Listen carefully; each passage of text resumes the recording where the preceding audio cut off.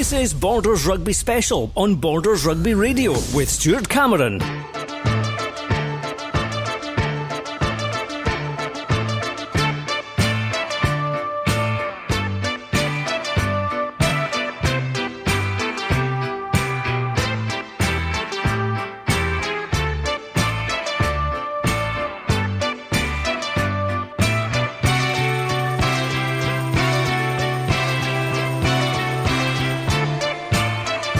Well, hello, welcome to BT Murrayfield for a special edition of Borders Rugby Special on Borders Rugby Radio with me, Stuart Cameron. It's the Scottish Cup final, and this year it's Hawick against Marr, which kicks off in just under half an hour at 6 o'clock.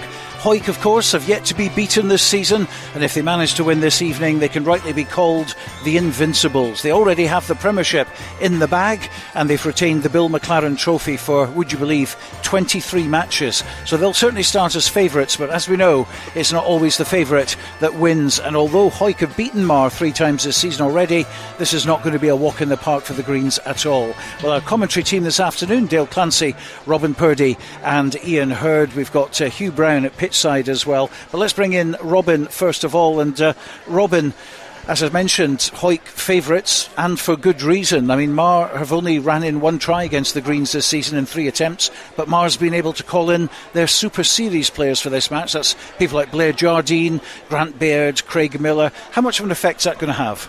Good afternoon, Stuart. I think it's going to have a reasonable effect. We spoke on the preview show yesterday. I was quite confident as to the outcome being potentially a Hawick win for it, as the reason you mentioned. They've only managed to score Marr 1 try against Hawick in 3 outings this season, but then I've seen the Marr squad list, and it's, I would say, quite comfortably the strongest squad I've seen them put out this season. Not only have they got 3 guys that have gone and played 3 or 4 games at Super Series level come back, they've actually got some real frontliners that have come back from long injuries as well. How match fit they are will remain to be seen, but the likes of Paxton coming back in is a bonus, and I'm not quite as confident now as I was a couple of days ago. Okay, well, that's what a cup final does to you, I'm afraid. It's the nerves, yeah. Yep. Hawick's last 2 games, of course, have been very close affairs against Curry in the Premiership playoff final. They won't ever want to repeat a match like that again. And, of course, we were at Hewenden when they played Glasgow Hawks in the semi-final of the Cup for 60 minutes. That was, you could have a good argument to say that Glasgow Hawks had edged that 60 minutes, but then they put in another gear and comfortably went away with it. They did. They found another gear. It's interesting you mentioned about the outcome of the Premier final. I think that'll stand them in good stead today, because they know they can go deep into the trenches and find a way to win. They might have to do that here today, but we spoke again in the preview show about the fact that Hawick could quite conceivably come out here and rack up 3 or 4 tries in the first 15-20 minutes, and then it's a long way back for Marr. But I probably see it being tighter than that. I think Hawick will win, but yeah, the last couple of games, as you say, they found another gear in that Hawks game. Let's remember they hadn't played that much rugby prior to that for 2 or 3 weeks, but they got to 60 minutes, they kicked on from there, and they put the game to bed quite comfortably in the end. But yeah, it's going to just be interesting to see how this one pans out this afternoon. Well, we're going to hear the thoughts of the Marr head coach very shortly, but let's talk to Matty Douglas, who spoke with Hugh Brown earlier on this evening. Matty Douglas, this is a huge day for the club, a chance to create history, double winners again like you did in 2002. Yeah, it's a massive occasion, Hugh. Look, we've prepped really well, but you see the crowd here already the game before, and we're really excited for it, and that's been the message this week, is that let's get excited, let's enjoy it, let's embrace the occasion. But look, we're here to win, and we're here to top off what has been an amazing season, but we're going to probably have to raise our performance since the semi-final. But look, we're just buzzing to be here, and what an occasion for club rugby. Are you surprised who your opponents are in Marr, because perhaps a surprise package? Yeah, look, I've said it a few times. I've got a lot of respect for Marr. They're similar to us and how they go about their business, and the club culture that they've got. And I think Craig was honest as well, that they probably had their stride second half of the season. They had some poor results at the start, but look, they came to Mansfield in the semi-final, and that was a hard game. And we probably weren't quite at our best, but when we needed to be, we were. Hawks was the same, but look, Marr are a top quality side, and we need to raise our defensive effort today. And look, it's cup rugby, it's an away venue for everybody, so at the end of the day, whoever's best on the day will win. You'll have brought a huge support. I believe there are 10 buses come up from Hawick. Yeah, the support's been amazing, not just today but all season. I think this group of players have really got the town back behind Hawick Rugby, not just the first team and the force, but also in the schools. And Graham, the backs coach, has done a terrific job with the primary school kids and that kind of transition from first year right up to under 18s. And look, they're all here today, and it's just a great day for Hawick Rugby. I remember being here in 2015, and what an occasion it was. And we just feel that today we've got a bit of unfinished business here, and there's a couple of players in there that really want to bow out the season on a high, and what better place than BT Murrayfield. Now, you didn't ask for dispensation for your 3 Super Series players, which surprised some people. Why didn't you do that? Look, the 3 players that moved on in the sprint. I've got a lot of respect for them. I've got they're great players, Ross, Connor, and Hector. At this minute in time, Ross and Connor are both injured, but look, we took the decision, and with the players and the Super 6 teams, that we would let them continue that journey, and we didn't want to keep pulling them back, and that's their next goal and their next chapter in their rugby career, and look, we respect that, and there's no hard feelings, but it gives 3 players an opportunity for us. Hugh Donaldson, Marcus Brogan, Declan Lightfoot come into the squad, and I'm buzzing for them to get an opportunity. And look, yes, it would be nice to have them, but they've chosen their path, and we respect that hugely, that they want to better themselves, and we wish them all the best in the future. Tell me about team news then. I know that as far as team's concerned, that Stuart Graham comes back into the team in place of Sam Frizzell. Is that going to be a big change? Yeah, obviously Stuart got a red card at Aki's, and he missed the semi-final. But look, Sam missed out this week. We had a good conversation with him. Stuart Graham's got, however many caps for Hawick. He's an experienced campaigner. Days like this, you need these boys. And look, we looked at the bench, and, Marcus Brogan performed exceptionally well at Hawks when he came on and brought a point of difference in defensively. And that's where we pride ourselves. Hugh is our defence, and the last time at Hawks it wasn't good enough, and we're excited to get here and try and take the game to Marr and try and show people why we've won a premiership. Not just that we've got a pack that all go to the corner and drive, that we've got an exciting back line, that we're energised around the park. And as I said, I've probably said the word excited about 10 times now, but we're just buzzing to get here and really go for it. We know how much it meant to the town for Hawick to win the premiership. Would it be equally as good to win the cup? Yeah, it has to be, Hugh. Obviously there's been a lot of mixed reviews of the cup this year, that it's later on in the season, it's this and that, but look, we had 30 odd players at training in the past 3 weeks, and so that shows how much they want to play for Hawick first and foremost. And at the end of the day, there's silverware up for grabs, and we've got to put 100% into what we do. And the buy-in for the cup's been, I said that back at the first round against Jed. A lot of people thought we would put a second team in because we had eyes on the premiership. Well, one of our targets was to win the Scottish Cup, and we've taken it very seriously since round 1. Fair enough, we got a bye in the quarter-finals, but since then, we've had to balance Premiership and Cup, but we're now, we've made a final, and this might be the first and last time boys play on this pitch, and that's what we've tried to say. Embrace the experience, enjoy it, and really, lift our performance. Well, we wish you and the lads all the best in the cup final this afternoon. Thanks for joining me. Matty Douglas, head coach of Hawick. Thanks. Thank you. Cheers. Matty Douglas, who prefers to be away from the technical area during a match, and he'll be observing from the stand today during the game. Well, that was Hugh Brown talking to him. We can go to Hugh Brown live at pitchside now, and he's got a very special guest with him. I do indeed, Stuart, because I have with me the president of Hawick Rugby Club, Iain Landles. Iain, welcome to Murrayfield. Thank you. I'm just thinking back 27 years when we were here for the first ever cup final, the slightly bigger crowd, but we're hoping for a similar result today. Yeah, I was here 27 years ago broadcasting the match, and it feels like it was only yesterday. Does it feel like that to you? Scary. and very much like then, the team that we have today are virtually all Hawick born and bred, which is great. Absolutely. You've got one Aussie in anyway who's gone back to Australia on Tuesday, Ethan Riley. He's been a wonderful asset to us this season, and he's a lovely lad as well, and we hope that he'll be going back with a winner's medal. Well, I hope he will, yes, absolutely. 2002 was the last time that Hawick lifted the trophy, and that was a double winning season. You're halfway to the double this year as well. Yeah, and it would be nice to put the ice on the cake, but Marr will be a very difficult proposition. We've beat them thrice this season, but that counts for nothing. And it's got to be a close encounter, but we're quietly hopeful that we can finish off the season undefeated, which would be a great achievement. It is amazing that you are so far undefeated, and if you do win today, that would be historic. I think is a good word. Yes, and to hold on to the Bill McLaren Shield for a record number of times as well. So we're not taking anything for granted, but we're just hopeful that we can cross the line. One more river to cross. Yes, you've brought a big crowd with you. 10 bus loads. You were telling me that one's broken down. Yeah, one's broken down, but hopefully it'll get here. I think there were 23 buses that first time, but to get 9 or 10 in this day and age with so many other counter attractions today. This is our Hawick Cornet's first ride out, and there'll be a lot of folk at Bonchester, and then lagging behind in the third place is King Charles and his coronation. Well, you would be crowned Cup champions if Hawick lift the trophy. Yeah, that's what we hope is going to happen, but as I say, we're taking nothing for granted.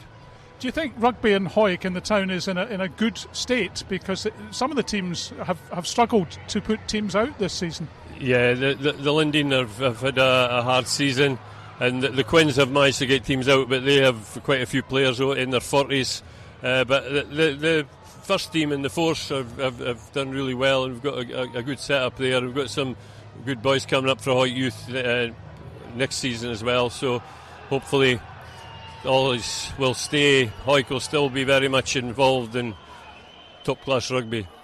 Have you got a prediction for the result today? I think we will win by 4 points. Close as that? Yeah. Well, Iain, thank you for joining me up here in the stand. President of Hawick Rugby Football Club, Iain Landles. Thank you to Hugh Brown and the President Iain Landles there. It's BT Murrayfield on a Saturday night. We're just, 17 minutes away from kick-off in the Cup final. And Robin Purdie with me up here, looking out on the pitch at the moment. It's absolutely torrential rain. You're right, the heavens have absolutely opened and it is pouring down here. And you'd maybe have to think that would favour Hawick potentially. Yep, Big Pack, of course, used to playing at Mansfield Park when it's boggy. In fact, love it when it's like that. So I think that will probably suit them.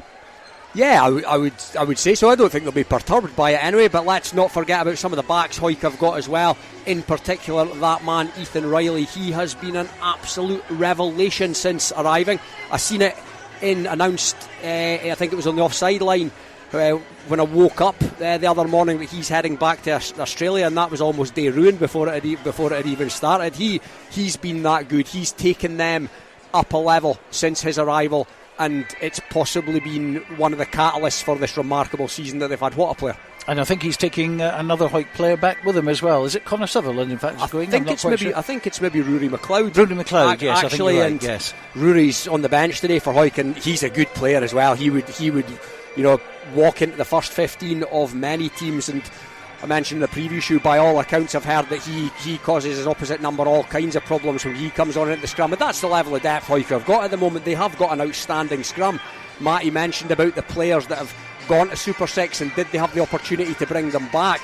I think it's a testament to Hawick's squad that they felt that they didn't need to. Might have been a different story if they were having to bring in a few young and raw kids. They might have looked at that as an option to bring the guys back, but I think they feel confident in their squad, and not just the 23. You mentioned they've got 30 odd boys training. That's what Hawick have got at the moment, but they still all need to be kept happy. They still all need to be kept keen, and that comes down to the coaching group and the culture that's been created. And we've mentioned it a lot. These look like a group of guys that are happy in each other's company, really, really happy out there on the pitch at the moment, enjoying their rugby, and it just looks like a great place to be at the moment. Well, after the break, we're going to hear the Marr perspective from Kenny Diffenthal, who is the head coach. Based in Galashiels but covering the whole region and beyond, Borders Mortgage Hub is your one-stop shop for all things mortgage related in the Borders. Visit us at bordersmortgagehub.com or call us on 01896 807 008. That's 01896 807 008. Borders Mortgage Hub. Mortgages for the Borders in the Borders. Hi, Nicky Walker here, Curriculum Manager for Borders College Sport. Are you passionate about sport? If so, then look out for the return of our Borders College rugby, football and hockey courses in early 2023. Borders College, regionally focused, globally engaged.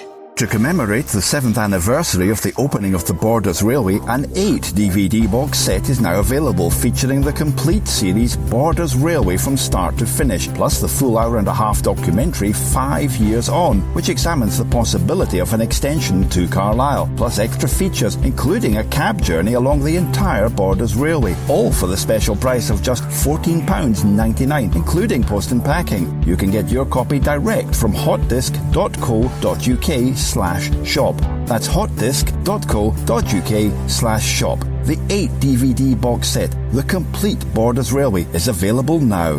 When the weather's dreich and a storm's a-brewing, you need a strong, windproof, quality umbrella delivered with good old-fashioned customer service and at an affordable price. Up here in Umbrella Heaven, we say you tackle the ball, we'll tackle the weather. UmbrellaHeaven.com for when the heavens open. This is Borders Rugby Special on Borders Rugby Radio. Yes, it's 14 minutes away from kick-off in the Scottish Cup final, live from BT Murrayfield, the Cup final, which takes place every year. Of course, there's been a gap for the last couple because of the COVID pandemic, but let's take our green-tinted glasses off for the moment and look at things from a purple and gold perspective. Hugh caught up earlier with the head coach of Marr, and that's Kenny Diffenthal. Kenny, this is the first time that Marr have been in a cup final at Murrayfield. Yes. Guys are looking forward to it. Massive challenge, a good occasion. Can't get better than this. Maybe the rain stops, but other than that, great spot to be. I don't think it's unfair to say that you start as underdogs because Hawick are Premiership champions and they really will want to do the double. Oh, 100%. Hawick have been some outfit through the season, as they've shown. So a massive challenge for us, but boys are there. Cup final, anything can happen. We'll give it our best shot. You've lost to Hawick 3 times already this season, but I suppose, as you say, in a cup final that means nothing. I wouldn't say it means nothing, but it's one of those ones where all 3 games are different. This game's different again. Massive occasion. So it's a cup final, like I keep saying. I wouldn't say it doesn't mean anything, but we'll use that and take it from there. Does a coach for this kind of game have to do much to get the guys up for it? I don't think so. I think the main thing for the guys is trying to keep them calm, trying to keep them focused. Obviously, a few younger lads, lots going on in their heads, so it's trying to make sure that all the distractions and stuff, they don't see any of that. So trying to keep them calm is probably the toughest bit as a coach. You'll have brought quite a few fans through from the West, I assume? Yes, definitely. 7 buses coming through, so hopefully there's enough seats in here for everybody. So looking forward to it. Tell me about the team news then. We've picked up a few injuries in the air semi-final, but those guys have taken it easy over the last couple of weeks and they're slowly coming back. Hopefully firing on all cylinders by the time the kick-off comes. A few late fitness tests, etc., but we're looking good. I would imagine that whoever scores the first try is going to be very important. 100%. I mean, this is going to be one of those games that whoever absorbs the most pressure and puts the points on the board first and keeps that scoreboard ticking over, they're the ones that will benefit. The big question then is, can Marr defeat the mighty Greens? 100%. 120% actually. As long as we stick to the stuff we've been working on and we've got really good accuracy, I think we'll be alright. Well, I wish you all the best, you and the team. Good luck. It's going to be, as you say, a fantastic occasion. It's Silver Saturday, it's Cup final. and who knows, you might lift that trophy. Let's hope so. Thank you very much. Kenny, thank you very much for joining us. Thank you. So that's the view of Kenny Diffenthal talking earlier to Hugh Brown, and we can actually go live to Hugh at the moment. He's pitch side, and he's got another guest, this time from Hawick Youth, in fact, who's come up to the city for this one. This is Elliot Jack talking to Hugh. Elliot, welcome to Murrayfield. It must be a great pleasure for you to come up here. Hugh, it's absolutely brilliant to be part of this today. Just obviously being part of the youth setup and seeing so many of your youth players actually making it to Murrayfield, it just shows you how we're doing something right at Hawick at youth level, and it's the progressive at the seniors. It's brilliant to see, it really is. When I chatted to Matty Douglas earlier and to Iain Landles, they were saying that a lot of the team today are local boys. Yeah, I think that's what's great about like rugby, that the boys get a chance to go and play for their senior club and what have you. And I think that stands testament what Hawick rugby's are about. They're a Hawick man through and through, and that's why you get sick of big support here for Hawick, because it is about the town of Hawick itself. And yet, I was also saying to Iain that some of the teams, Hawick Linton, have struggled to put out a team on the park some Saturdays. Yeah, I think it's sad what you're seeing nowadays, the demise in rugby, and just in general. Boys are not interested anymore. The game's got tougher, and they've got too much to do, social media and all the rest. They're just not interested anymore. So difficult to keep boys coming through. Graham Hogblessom's done a great job at the high school and as a DO in the town to bring the boys through to the level we're getting them at and still having numbers there. It makes a huge difference, starts going forward. I was here 27 years ago when Hawick lifted the very first Scottish Cup in 1996. They brought 23 busloads, I think, of fans. There's about 10 today, which is pretty good. What was your journey like today? Our journey was horrendous today, to be honest. We broke down at Selkirk. We broke down at the Stair Arms. Had to get a mechanic out to the bus. The bus is now on its way back to Newcastle to bring a replacement bus, so we might get him at midnight tonight with a bit of luck. But it'll be worth it if Hawick are going to win the trophy today. Well, you'll have a pint or two to sink, no doubt. Absolutely will, I do. Maybe not appear at the prices, but we'll wait till we get back to Hawick, certainly will. We've got we're under 15s, under 16s and under 18s here today as well, so we're really looking after the boys today. I guess we'll get back, we'll get a few beers back in town later on, likely, that's for sure. And what do you make of Marr then? They were perhaps a surprise team to make it to the final, but they have, and they'll give Hawick a good game. I think the game is about money, and if there's money in the game, and you've seen a lot of teams come forward over the years that have got money, but unfortunately just disappear again once the money goes back. But I think Hawick's unique in that respect, because it's about the town boys, us bringing the boys on, and then they're going on to play for the senior club, and that to me how we're different. It's great to see teams like Marr here, but unfortunately, like say Ellens and that in the past, they guys have had money and they just disappear again because the money comes out of the game, and that's what the rugby's about these days. It's about money. And a prediction from you, who's going to lift the cup? I'll have to think for about a nanosecond. Hawick, of course. Fingers crossed, Hawick. It'd be great to see, it really would. They get a double, have a great season at Mansfield. Chuff for the boys that put the work in, the committee and the boys and the coaches. It could just be a tin lid to an excellent season. Tremendous, thanks for joining me up here. Elliot Jack from Hawick Youth, all the best, enjoy the game. Hugh Brown talking to Elliot Jack from Hawick Youth, and bringing back Robin, who's up here, Hugh down at pitchside, of course, and a lot of interesting points there, wasn't there, about how rugby has changed in the last sort of couple of decades. Yeah, absolutely, and the classic example of that, and I was at that first cup final, I have to say. I was a fully signed up Hawick man on that occasion at 18 years of age. What a day that was. And he's right, there was 20 odd buses, there was many more came via other means, cars and whatnot. What an occasion it was. There'll be less people here today, and some people argue the case that it might be better served at the new Dam Health Stadium out the back, but as it stands at the moment, lots and lots of Hawick people rolling in. I see a few familiar faces down there, and yeah, it's here, it's in Murrayfield, it's in the big stadium, the pitch looks fantastic, and it's sure to be a great, like I said before, it's sure to be a great occasion. Well, of course, we spoke earlier to Kenny Diffenthal, the head coach. A lot of people were expecting it to be Craig Redpath taking the reins today. He's been in charge for 14 seasons, brought Marr up from very small surroundings right up to becoming Scottish champions last season, and now a cup final here as well.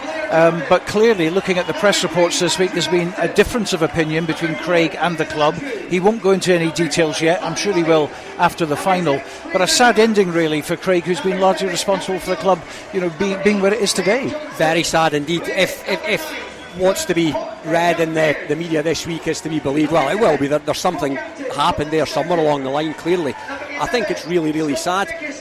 Marr are a fairy tale. They're an absolute fairy tale. They were Scottish Premier champions, having come right up through divisions from nothing. Whatever's happened, he should look back on his tenure with immense pride. It's largely down to him. It's a real shame he's not here for the cup final. Well, he is, because I've seen him out the back with his family, but he's not here in an official capacity. Who knows what's happened? But it's just, it's very sad. And a word about Kenny, because he's been involved with Marr as a player and as a coach for several years, so he knows what he's doing, but it must have been a difficult build-up with that in the background. Yeah, I think the good thing is that Kenny's been there for such a long time as well, so there's continuity there. But yeah, Marr are here. Kenny's a very good coach, been there a long time. Marr are here. They are fully loaded today, and they will be very much looking to not just make up the numbers, they'll be looking to leave here with the silverware, no doubt about it. A big pack battle up front. We've got like Gordie Reid, obviously, Scottish international, former Scottish international, who'll be packing down against the likes of Nicky Little as well. That's going to be exciting. Be interesting, that first scrum anyway, that's for sure. Gordie Reid likes to get in the ear of the opposition, and we've seen him on a number of occasions since he came back to this level of rugby, trying early in the piece in each game to get in the ear of the officials as well. So be interesting to see how that pans out. Ex-international in the front row, but that Marr front row are going to, I would imagine, get very little change out of a hugely experienced and hugely talented front row at that. But yeah, there's other great battles. There's the number 8 battle, the air, my word, that's a faux pas right there. The Marr number 8, Ben Johnson, he's a really good player, but he goes head to head, I've said it so often now, with what I believe to be the best player at this level of rugby in Scotland, Jay Linton.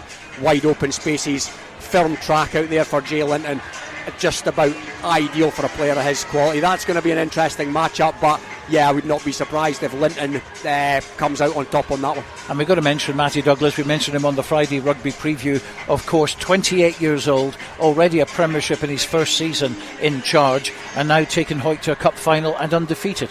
Unreal, and it's remarkable. He is so impressive, obviously as a rugby coach, but he's so impressive off the field as well, the way he conducts himself, the way he is with the media. It would be an absolute, I spoke about Marr fairy tale. It would be an absolute fairy tale for a 28-year-old coach, just turned 28, to go through a season unbeaten and pick up a double. He would go down quite rightly in Hawick folklore. OK, well, we're just over 2 minutes away from kick-off, so time to join our commentary team here on Borders Rugby Radio for exclusive live radio coverage of the Scottish Cup final between Hawick and Marr. Let's join Iain Heard, Robin Purdie, and first of all, Dale Clancy. Yes, hello and welcome to the final showpiece of Silver Saturday here at BT Murrayfield. And what a showpiece we have for you. The spectators are now packing out. This is the biggest crowd we've seen so far throughout the afternoon and morning's proceedings, and it is because of the calibre of the two sides that are going to lock horns.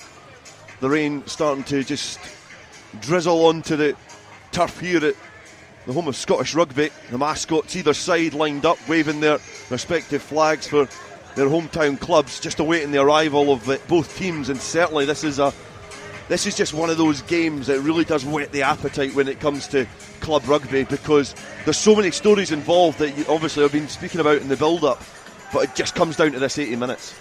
It's cup final rugby, Dale. Either team would take a 6-3 or a 3-0, and it could be that tight. It could come down to goal kicks. It could come down to one error.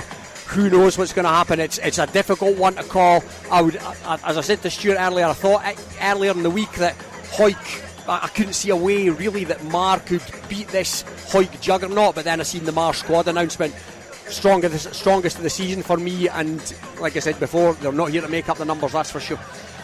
Well, if you are expecting some sort of comfortable victory for Hawick and an easy evenings listening, then think again, because the two victories that they've had here at BT Murrayfield have been very, very narrow. A win in 1996, the first ever cup, was won against what's only 17 points to 15, and then after extra time they managed to beat Glasgow Hawks in 2002 to win a historic double. Matty Douglas, 6 years old at the time, so it shows you how long ago that was. And we're now just awaiting the teams to enter onto the pitch and emerge from this historic tunnel here as the crowd welcome both sides onto the field of play. Led on by Shawn Muir, the slow walk from the captain, and Jay Linton, Rennick and Little. Ronan McKean, who was so important in the Premiership victory at the end of March, as they walk out side by side and separate just at the point where the famous cup is on display, and also the Bill McLaren Shield as well. And just the two teams out just in a little huddle and just getting the last words in, and it gives us a chance to look through the teams. It's Hawick who are going to start with Kirk Ford at fullback, Ferguson and McKean on the wing with Riley and Mitchell, the centre partnership. Welsh and Brunton are at half-backs. Captain Shawn Muir, Fraser Rennick and Nicky Little make up the front row, with Redpath and Fairbairn in the second row. And then a formidable back row of Stuart Graham, Callum Rennick and the impressive Jay Linton at number 8.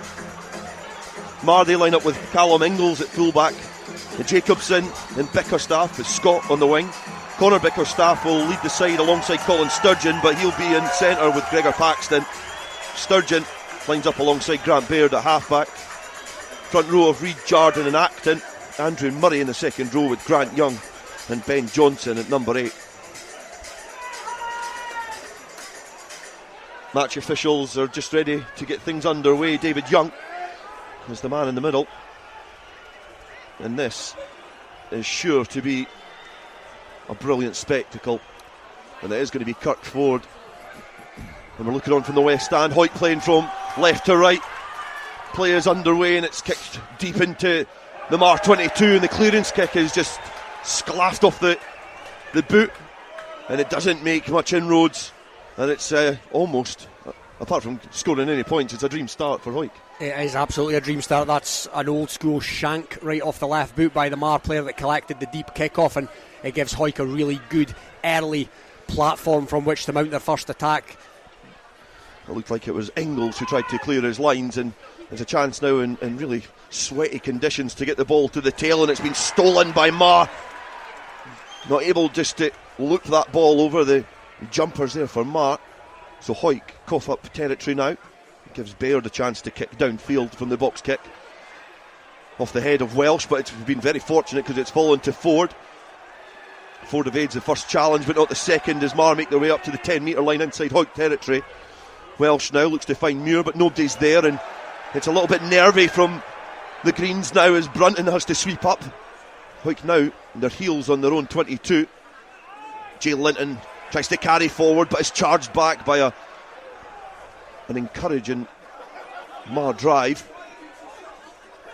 Welsh passes back to Ford. Ford's got plenty of time to kick downfield, right-footed kick, makes some good ground there. Sturgeon wants to try and take this quickly, but play goes up towards the halfway line, and perhaps the nerves is starting to come into the Hawick team. Looked a wee bit like it there, Dale. To be honest, there was a couple of collector's items in there. There was an error by Ethan Riley. It wasn't the best pass to him, in fairness. Thankfully it bobbled backwards, and then the super impressive Jay Linton was driven back in the tackle. It took 3 Marr players, right enough, but not what you've seen on too many occasions this season. Player Jardine throws in. He manages to hit his target. They come down and then it's flapped out, but he's been wrapped up there by Redpath and Welsh as well. And now the players coming together on the sidelines, and there's now tensions boiled over. We're only 2 minutes into this game and there's things flying in this little congested area. This is going to be difficult to manage for the match officials. There's only 3 players not involved in it. Dalton Redpath just scragging Connor Bickerstaff out of proceedings as well. And emotions have just blown this apart here. And Iain Heard, who's alongside us as well. This is going to be a testing situation for the match officials 2 minutes into the game. Yeah, I mean, it's one of these situations. If you get it early in a game and you deal with it quick, it can settle things down for the rest of the game. If you do it properly, this is going to be the difficult part. Interesting, the scrum half in the middle of that, Gareth Welsh, a couple of others. Again, it's just tensions at the very start of a game. For me, have a quick word with both captains, tell them there's nothing else to go on for the rest of the game, and let's get on with the game. Play rugby. That was one of those ones that was perhaps not like sometimes when it's very timid. You know, sometimes there's a bit of shirt pulling. There were certainly things flying in there, but the referee is just having a conversation with a few of the personnel and keeping Shawn Muir and Connor Bickerstaff in there for a duration. In the league, and we're in cup action obviously, but in the league, Hawick have received 16 cards, Marr only 7. So it's going to be important in this game because it's going to be tight. It's cup rugby. It's going to be tight. You have to keep your discipline. Oh, definitely. Well, let's look at the Premiership final. Hawick down to 13 men. And I think they started the season really strongly in that regard. They got halfway through and they'd hardly had any cards. Then they seem to have had a raft in the last few weeks of the season. So, yeah, it's something they'll need to keep a lid on. I've seen Big Dalton Redpath get hauled out of there by the collar of his jersey. So he'll have his dander up, no doubt. And yeah, they'll just have to, both sides, because you're absolutely right, a yellow card even, but certainly a red card, it would be an absolute catastrophe. Yeah, I think I couldn't quite make out if Dalton Redpath was the hauler or the haulee in that little melee. He was definitely the haulee at one part of it. He was maybe a hauler in the lead up to becoming a haulee. Versatile. Players just stopped slightly. The referee's just getting some attention to his audio, but players up towards the R22 now. The penalty is went off the field of play, so Fraser Rennick is currently just lined up ready to launch this into the line out. Teams face up each other and then a little bit of movement, and Graham is lifted up, but again Marr read that line out and they're able to steal the ball. Baird looks to try and find Jardine and he powers forward. A lot of robust characters in this Marr pack. The precipitation here at BT Murrayfield is perhaps going to make this a little bit of a slugfest as the ball is kicked into the sky and eventually Marr are able to flap it back. It does end up in the clutches of Harry Murray, but it's come back to Hawick now. Shawn Muir now the captain with his first real foray into Marr territory. Welsh finds Brunton and Brunton's got some space in behind. He puts a testing kick in behind. It's low trajectory for Callum Ingalls to try and clear, but he does well and gives it straight back to Brunton on his own 10 metre line. Again got some space in behind, and Marr will have to do really well to cover this part of the ground. Lewis Ferguson is chasing this back. It's just dribbled over the goal line and it's been dotted down, but again good awareness from Kyle Brunton, a player who has matured over time. It's interesting, that's 2 box kicks down this wing, the sort of the dugout side of the wing. Both times Hawick have failed to deal with it. They've got lucky both times. One time it came off Gareth Welsh's head, second time then it bounced about 2 or 3 times, fell into the hands of a Hawick player. Marr will understand what's going on there, and they'll look to exploit that, and they'll get somebody underneath the next one. There's certainly an area they look like they've been targeting. It's accurate box kicking from Grant Baird, and then the goal line clearance has just been punged straight into the midst of Kirk Ford, who takes a little wander over the halfway line, then kicks it into the sky, trying to get it blob on that 22 metre line. A little bit of mix up in the Marr defence, but they managed to wrestle it back on their side. Inside their own 22 now. Marr looking for options there for Baird. It's rather pedestrian as Sturgeon just sits in the pocket, offers himself up for a right footed kick downfield. He's made some good ground with that as well, because it goes out of the play just over the 10 metre line, closer towards the halfway line, but still Marr inside their own half. But I think the nerves, the initial nerves that perhaps Hawick had have certainly settled now, Robin. Maybe a wee bit, Dale. They'll need to get this line out right. The first couple have gone awry, so that'll be something that's maybe on their minds. Marr, I always find Marr quite good countering a line out. They're maybe not the heaviest pack, they're a big pack, but they're maybe not the heaviest, but they've got 2 or 3 totems in that line out. 5 minutes gone here at BT Murrayfield. It's still Marr 0, Hawick 0. And it's a throw into the line out again as Hawick look to go short. They get it off the top this time, but Welsh, it dribbles down his body but goes back, and now Linton is deployed centre field, but the ball is just squirmed out of his grasp, and it's going to be a knock on because Callum Rennick has hacked it downfield and he was heading after it, but the referee has brought that back. Knock on from Linton, and there's been 2 occasions where they've tried to deploy Linton. Once he was well defended, second time just not able to control the ball. Yeah, Marr, I was going to say do their homework on the player. They don't need to do their homework on Linton because everybody knows what he's about. But yeah, I'm sure they'll be trying to double up on him. They'll be trying to hit him hard and hit him early and stop him getting into that running style that is so hard to deal with. Yeah, a really unorthodox player. I rate him high. I probably rate him as high as what you do. I know you hold him in high esteem, but how his makeup is, he's very deceptive as a player. He just looks like he's carved out of concrete as well, you know, and he does really build up ahead of steam. He's got a bit of pace about him, and when he's lurking in the deep, especially receiving kickoffs, and he gets up that head of steam, he's nigh on impossible to stop. Scrum on the halfway line now. Marr put in. The scrum's just teasing each other, ready to come together, and it's now popped into the scrum. It went back at a rate of knots, but the break there from Johnson at the tail, and he manages to offload. He's given it to Cameron Young, and now Marr making inroads into this Hawick half up to the 22. The scramble defence coming back from Hawick. They managed to get themselves set defensively to deal with the second wave from Marr's attack. On the 22 now, Jardine carries. He carries forward and he's ragdolled in defence. Strong physical defence coming on from Hawick, and back in field goes Gregor Paxton. He thinks he spies a little gap in defence, but it's not there, as Bickerstaff now pops off his wing, links up with his brother Scott Bickerstaff, who's trying to find some space in this green wall. They carry forward again, and Marr are taking contact on their own terms as Sturgeon looks to feed a teammate. A couple of hits come in there. There's space on that far side if Marr can get the ball through the hands, and they manage to do it. It's Jacobson, try scorer in the semi-final win against Ayr. Marr come back on towards this west stand here, which is littered with spectators from either club and some of the other teams who have been represented at this finals. But possession has been coughed up from Marr. Hawick try and clear their lines, but have been bundled into touch. I'm just waiting for the referee to signal the decision, because I think a knock-on was spied in there. So there's going to be a put into the scrum, and it's going to be a Hawick ball. Yeah, Hawick looked comfortable enough in defence there. Marr obviously got deep into Hawick territory. They're deep into Hawick 22, but I didn't feel at any point that they looked like they were going to score in that particular set, and they've coughed up possession, as you say, so it'll be a Hawick scrum, sort of almost equidistant between their try line and their 22, but I think they looked fairly comfortable on that occasion.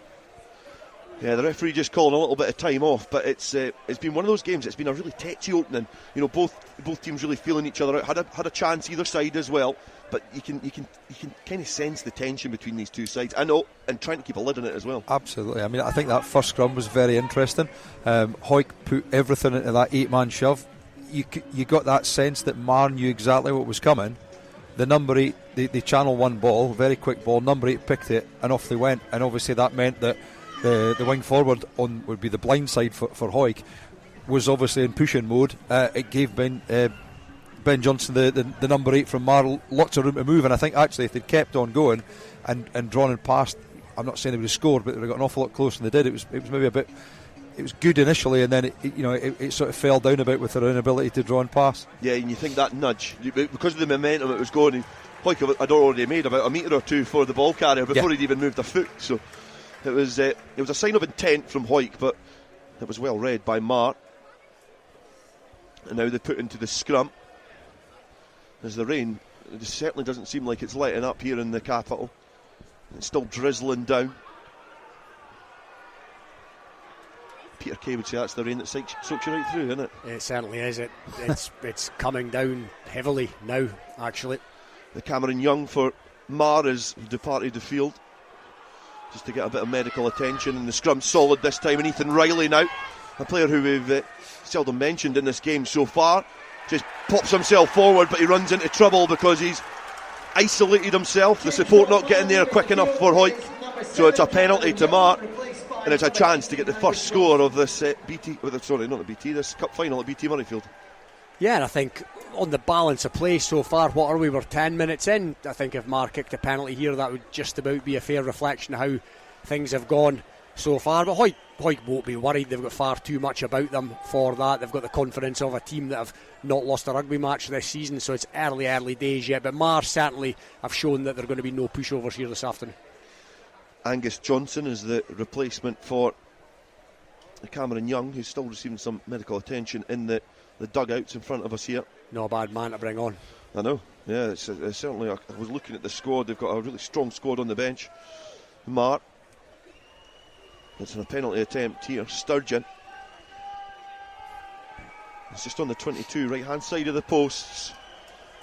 Very little wind to speak of here at BT Murrayfield. Right foot strike, it's low and it's accurate, and he gets the first point to the final of 2023 in Marr. strike the first blow. It's Marr 3, Hawick 0, played 10 minutes. Yeah, as I said, probably on the balance of power, Marr just about sharing things. They look just that wee bit more composed than Hawick at the moment. Maybe a bit of nerves creeping in or have crept into Hawick, but like I say, they won't be worried so far, and they'll be looking to get back into Marr territory and stamp their authority. Kurt Ford, who's on the halfway line now, and I think the replacement is going to be reversed now. The referee just signalling it, but he's popped his... I think he's going to continue receiving that treatment because he's taking a seat firmly back on the bench. Cameron Young, he's not entering anytime soon. The referee insistent that he is, and he has been told to come back onto the field, so he is coming back onto the field. The referee deciding the subs for Marr there. Angus Johnson. Good point tally for his appearance time on the field, Angus Johnson. Yeah, it's his 107th game today, so yeah, he's made that now. Yeah, 3 points in his fleeting appearance in this final. The kick down the throat of Sturgeon. He clears his lines just over the heads of the Hawick coaching staff who are in the box just on the right hand side of the halfway line. So Marr able to clear their lines, and it's now just in between the 22 and the 10 metre. And Fraser Rennick is alert and ready, and Marr will be going over all those plays that they've watched for the last few weeks as they've Hawick set up at the line out. It's worked well for them so far. Go to the front, they try and find the Redpath. Redpath is scragged in the air. It's been brought down, but the referee is signalling the knock on there. I didn't see one myself, but Gordon Glashan on this side here perhaps did. Fergus Holland's on this side, I'm afraid. Gordon Glashan's number 4. I didn't see the knock on either. For me it went backwards. Sorry. Yeah, could say the same for both teams, to be fair. Yeah, I struggled to see where the knock on was. It's right in front of us, Ian, and I struggled to see that as well, to be honest. It certainly came down from Dalton Redpath, but for me it went backwards. But conditions certainly playing their part, aren't they? Absolutely. Yeah, likewise. I think it was. It looked like it had just drifted back. I think that the arm was slightly scragged in the air as well. However, it culminates in a scrum here. It's just bulleted out of the back of that scrum. Welsh was almost on that, but just not able to. And then the Hawick players guilty of going off their feet. And Stuart Graham is the player that's been getting the icy stares from the referee. Perhaps the player who is guilty of infringing there. This is going to be a very difficult thing to referee today, because the conditions are such that it's going to be wet. People are arriving at speed. They're going to go off their feet. For me, what I'd like to see the referee do, if he can, is basically look at the second movement of the player. So, if the guy goes off his feet, if he moves quickly away from it, then let's play on. Otherwise, you're going to finish up getting penalties for people going off their feet all day. And it should really be about stopping ball coming back rather than the fact that they've just gone off their feet. Stuart Graham was just having a little conversation with the medical staff for Hawick, and perhaps slightly worried about a potential head knock, but he was pretty insistent that was not the case. So Marr from the penalty kick down towards the halfway line now. Still 3 points to 0, 13 minutes played here at BT Murrayfield, and it's Jardine to throw into the line out. Hits the tail. That's an accurate line out in tricky conditions as Baird manages to find Sturgeon, and he lumps it into the sky. A real tester for Kirk Ford, who does well under pressure. Tries to distribute the ball to Lewis Ferguson. He tries to hack it downfield, but he's not able to. Marr come across to look to get it back into the 22, but it's ricocheted off a Hawick player, and it's going to be a throw into the line out just short of the Hawick 22, and that's when it looks nervy. Definitely looked nervy there. Kirk Ford took it well. It was a real high kick from Sturgeon. It was a wee bit too far, and it was taken comfortably enough, but the pass went awry, and then Lewis Ferguson got himself in a wee bit of a flap there as well, and it's just looking that wee bit nervy for Hawick at the moment, but it has done that in previous games in the last few weeks as well, so no panic stations yet, and they've won that line. Redpath gets his mitt up to that ball, a big outstretched left arm just flaps it back towards the Hawick line, but they get back and are able to protect and secure that ball. Good play from the second row, and certainly came out pumped full of adrenaline. It's boiled over slightly at a flashpoint only 2 minutes into this game. Kyle Brunton now back in the pocket. asking for the ball, kicks downfield, has been gathered by Ingalls. It's ricocheted off a shoulder, but Bickerstaff now comes off his wing. He looks to bounce and bound his way towards the 22, but play goes towards the east stand now, and Sturgeon spots a little gap in defence. Ford is back there. He manages to just hack it downfield again, keeps it infield as well, as Sturgeon's there covering. Now Ingalls, who goes against the grain, gives it back to Sturgeon. He's on the 10 metre line. He goes one way, then goes the other, comes back and is shackled well. The returning Cameron Young now is carrying forward. Marr now looking to spread the ball wide. Gordon Reid, there was an attempt at a Maori sidestep, but didn't really make any progression forward. Hawick doing well to defend the 10 metre line, not concede anything in terms of territory. Redpath combines with a teammate to bring the Marr attack to a halt. And the carry forward there from David Andrew, as well dealt with by Fraser Rennick.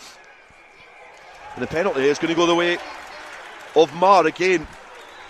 Impressive defensive work, impressive work in attack as well from Marr. Persistent, patient, accurate, and they win the penalty. Yeah, again, the Hawick looked comfortable enough in defence there as well. Ian, did you see much in there, the penalty? It's difficult to see that. The one thing that happened just before that was Colin Sturgeon went in with the ball, offloaded the ball, and the hit it maybe wasn't late, but it was maybe just a bit over the top. After that, then you've got bodies lying on the floor. David Young, referees looking at tacklers not rolling away, which is good, because then that creates quick ball. Relatively centre field here for Colin Sturgeon, who's taking his time just tightening his shoelaces and making sure his boot is well and truly secure to his right foot. Just a metre behind the 10 metre line, and probably in line with the left hand upright. A chance to double the tally here for Marr. Again, a good connection. Has been watched all the way by the match officials, and the flags go up, and it means that Marr extend their lead here after 17 minutes. It's Marr 6, Hawick 0.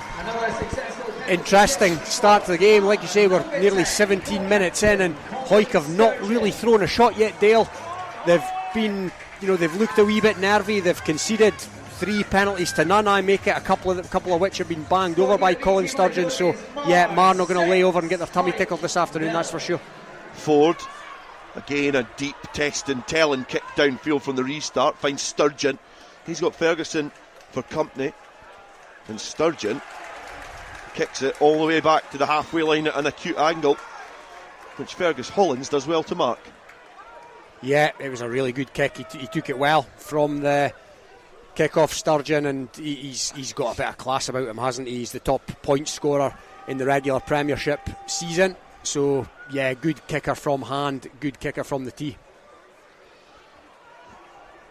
Rennick hoping to align his arrows here at this line out. He goes short, he goes to Muir at the front. Muir gives him the ball back, and Rennick then has got a bit of Marr players for company as Baird comes round and clatters the Hawick player, looking to sweep up the ball. Linton now ducking low, again knocking on in contact, and that is hugely disappointing for the Hawick fans, and that is hugely encouraging for the Marr. Oh, you'd be absolutely delighted if you're a Marr player out there, because Jay Linton's probably had his worst 18 minutes of rugby in all the time I've been watching Hawick and over the course of the last couple of seasons, and that's got to be a real fill-up, a real boost in confidence for the Marr players and the Marr faithful when a player of that nature is making errors in the early part of the game. But like I say, Hawick not going to panic. They've got too much about them. The fact he's out there playing rugby at all, to me, is remarkable. Oh, absolutely remarkable, the injury he had last season. And the fact that he's playing the way that he has been is even more so. And he's now tucked firmly in behind the Hawick scrum. Ball's popped in by Baird. Hawick stand firm, and Marr look to try and get a slight nudge on. It's been spoiled as it eventually comes on, but Sturgeon spots some space in behind, and Lewis Ferguson is there. He gives the ball to Kurt Ford. Kurt Ford now right-footed kick downfield. That was close because he had Marr players there for company, but it's been well marshalled by Ingalls. Up to the halfway line, right-footed kick into the sky. It's going to drop just outside the 22. Kirk Ford was there, but Ingles chasing his own kick does well to tackle the Hawick fullback. He wrestles to ground and is able to break free as Dalton Redpath spots a space in the blind side. He's got Gordon Reid there for company and does well to ride the challenge, present the ball back, and Gareth Welsh gathers. He gives the ball to Nicky Little, who's asked to just puncture the Marr defence, not able to. Welsh now just guiding the ball back with his foot to get it into a position that allows them to box kick it downfield, give something for Lewis Ferguson to chase. Bickerstaff is there and then stands strong, and then the onslaught comes in from the likes of Fraser Rennick, who just catapults himself into contact. Baird, he's got Bickerstaff there in the form of Connor Bickerstaff, who's missed a lot of rugby in recent seasons due to injury. Baird again, left-footed kick downfield. Welsh is looking at that. He's not able to gather, but the bouncing ball this time has been well swept up again by Hawick. 3 times they've had to do that. You just wonder when that's going to work in Marr's favour. The bounce of a rugby ball is awkward at the best of times, as Callum Rennick now commando rolls himself forward. Kirk Ford in the pocket, tries to kick it downfield. It didn't sound like the best connection, but he's made good ground. Just outside the 22 as Ingles now returns and gives it back to Ford. He's on the 15-metre line just outside his own 22 now. He looks to angle that ball with a low trajectory, but it starts to spiral towards the touchline as Ingles now returns. Kyle Brunton then takes up the position of receiver and just drops the ball, but it's went back into his own 22. He looks to spiral kick it back, but it's went centre field, and this could be dangerous because Sturgeon has now got plenty of options in the middle of the park. He just opts to just stab it over the top onto the halfway line. Ethan Riley manages to get a hand to it, and now Hawick in an attractive position have got something to try and attack if the defensive line is disrupted for Marr. Redpath carries forward now. Finally, one of these teams has the ball in hand, and it is Hawick. Callum Rennick now travels forward. He breaks the first challenge up towards the 10-metre line. Welsh communicating with the referee that he thinks he wasn't released as Riley now spots some space and just kicks it straight into the face of a Marr player. That's certainly going to be a sore one, but I think that perhaps illustrated that Hawick had run out of some options there, and Riley had to opt to boot the ball. Yeah, and I don't think it was the right option. Certainly not to kick it with his left foot, unfortunately, but right into the moosh of a Marr player. But I think he's going to be okay. But is it just me, or is maybe the tension just starting to get a bit palpable around this place? Yeah, certainly there's that kind of eerie silence around about the spectators just now, and it's not because the action is disappointing or a bit abject. I think it's because it's a really hard game to call because it's really unpredictable because of the weather. There's been a few strange options chosen. I mean, we're at that kick tennis just now between both teams on this wing here, and then Colin Sturgeon got the ball. There was a bit of a gap inside the 22 for Hawick, and he put in the little chip kick, which has probably been the one mistake so far that's given Hawick a little bit of chance, and then they go ahead and make a similar mistake. Johnson from the scrum manages to find Baird, and they were trying to work the blind side and really target Hawick on those fringes, but kicked downfield, and it's just went out in the full. And again, Hawick, for the amount of ball that they've had in territory that they've had, they have rarely threatened. Yeah, as I said earlier, they've not really thrown a shot. Dale, we all know what they're capable of, this hugely talented outfit, but Marr are policing them well at the moment. But I think that's almost the first error that Marr have coughed up in the game so far, that kick that's gone out in the full. So again, just gives Hawick that wee bit of respite. 23 minutes, Marr 6, Hawick 0 in the cup final here at BT Murrayfield. And Hawick from the line out, they're able to grab it and charge forward, but the ball just squirms out of the maul and has been well swept up there. I think it looked like Nicky Little who was lurking round the fringes there. Welsh taking his time, finds Rennick, who finds his brother and pops the ball on. Brotherly love, it's the younger brother who had to carry there, as Welsh now goes against the blind side and finds Nicky Little. Nicky Little's got his prop colleague and Shawn Muir carrying forward, but he's running into a little bit of pressure as Marr bundle the Hawick captain off the field of play. Slowly but surely there's that little bit more cohesion coming into the Hawick side, but again, very predictable. It is at the moment, isn't it? And that was an error by Shawn Muir there, of all people. It was a strong enough carry, but it was just too close to the touchline, and it enabled a couple of Marr defenders to bundle him over the sideline there. And yeah, it just is a bit predictable at the moment, Dale. You're absolutely right. Marr Just in the shadows of the east stand, throw it into the line out. It doesn't make any inroads as they look to try and set something up, but they have the ball back on their side. A little bit of footwork as Marr then carry forward. Baird just guiding that ball back with his hand this time to get in a position that he can kick it downfield. McKean is going to be tested, and he goes in all hands and knees and just knocks the ball on and fumbles it. So Gordon Reid has got the ball now over the halfway line. I don't think he was going to finish it from there, but he's made some good territory. The Bickerstaff getting some width on the play now. Kick downfield, but it's came off Riley's face this time. And now Andrew Mitchell is trying to kick this through. Now Ethan Riley's got his boot to the ball. Andrew Mitchell was sizing up a kick downfield further, but just got caught in two minds. And now Hawick are 2-3 metres away from the Marr line. It is slowed down, but Shawn Muir is taking his time. He's looking at his options. One of them's Dalton Redpath, but he's going to offer support for clearing out the ruck as Welsh tries to give it to Rennick. Rennick swooping and trying to gather that ball. It is a poor pass for the hooker. He can't gather it, and the opportunity passes Hawick by. Oh, and what an opportunity it was, and it came from a Marr error that time that enabled Hawick to sort of fly hack. It was all very messy. They fly hacked it forward up to about 5 metres of the Marr line, and Andrew Mitchell was in there, but then just another couple of phases and another fairly slack pass. Wasn't the easiest one for Fraser Rennick to take on a dry day. You'd fancy him to take it, however, but yeah, the chance just goes a begging there. Craig Miller coming onto the pitch, and the placement in the front row now. The interesting part of that play is it started to develop, it got into the 22. It was the bounce of the ball that was fortunate, but it was that little bit of indecision which he feels creeping into this Hawick team. That indecision whether do I hack it on and make it a foot race, do I dive in it, and they lost that momentum just at that moment. They did, yeah, and as you say, just almost sort of symptomatic of how this game has gone for Hawick so far, just being caught in two minds in certain situations. But yeah, that was a chance, but if nothing else, it's got them territory. Yeah, I think they'll take being a bit flat and only 6 points to 0 down against an inspired Marr side as Johnson breaks free from the scrum and he's absolutely clattered in midfield.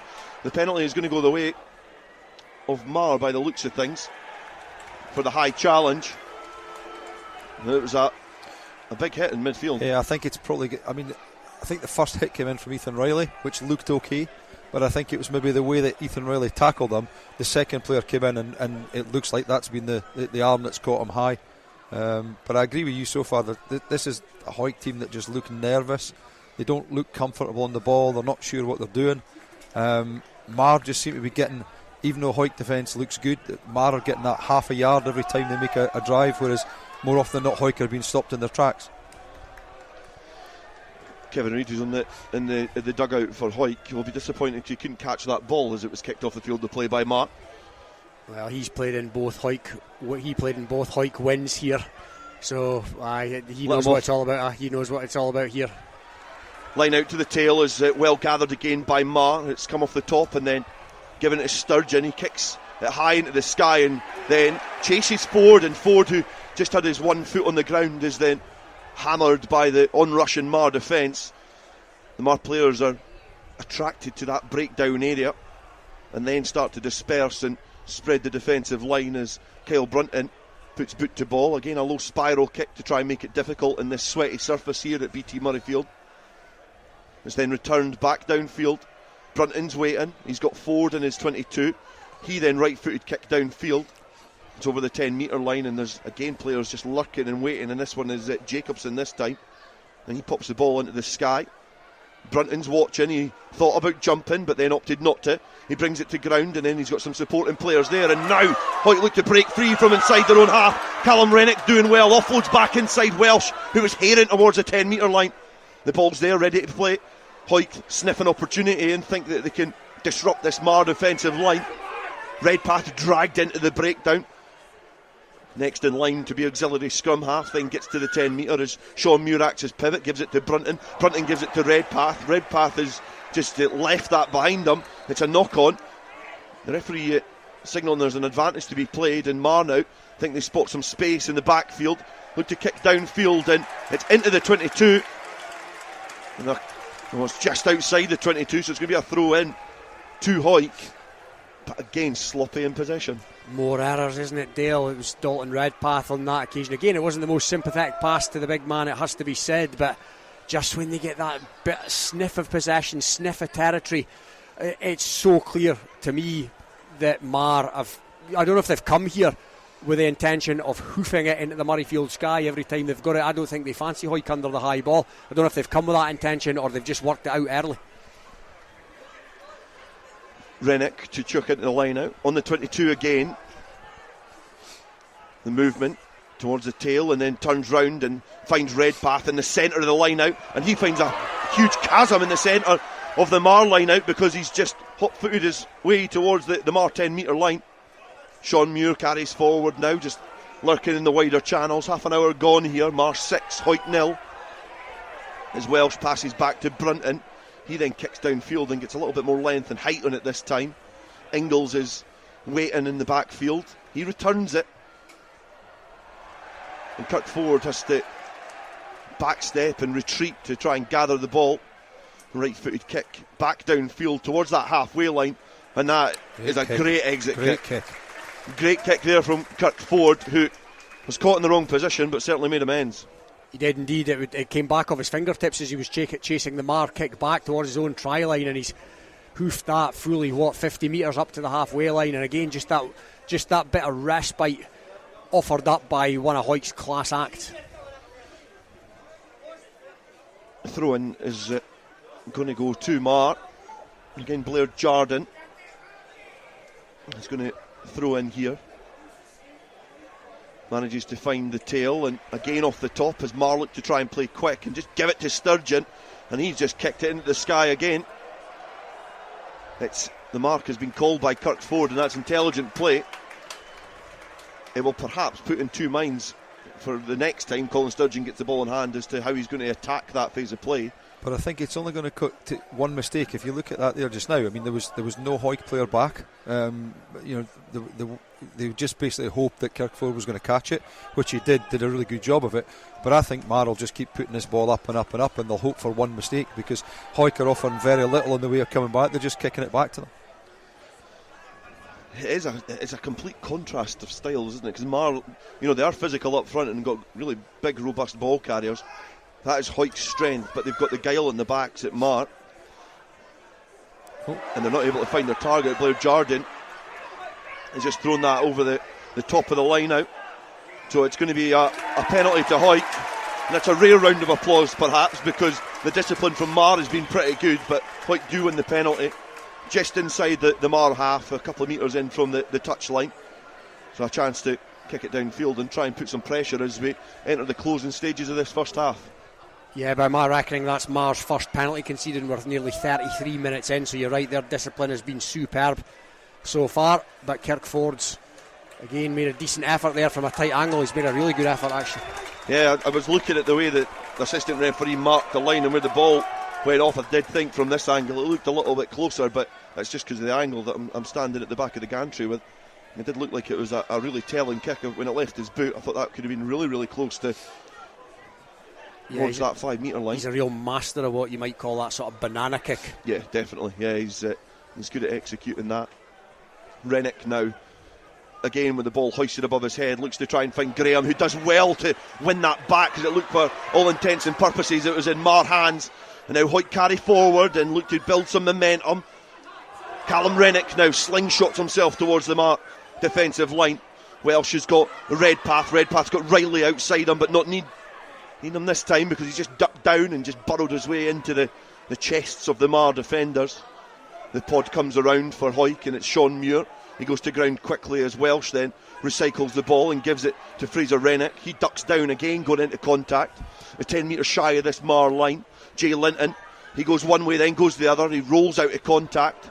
He does well to carry forward. But again a knock on coming into this phase of play.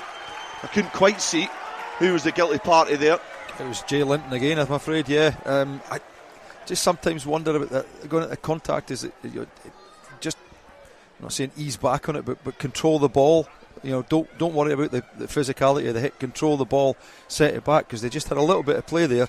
With 6 minutes to go to half time, a little bit more sort of time and just taking their time on that there. You could have finished up with Hawick being up at half time.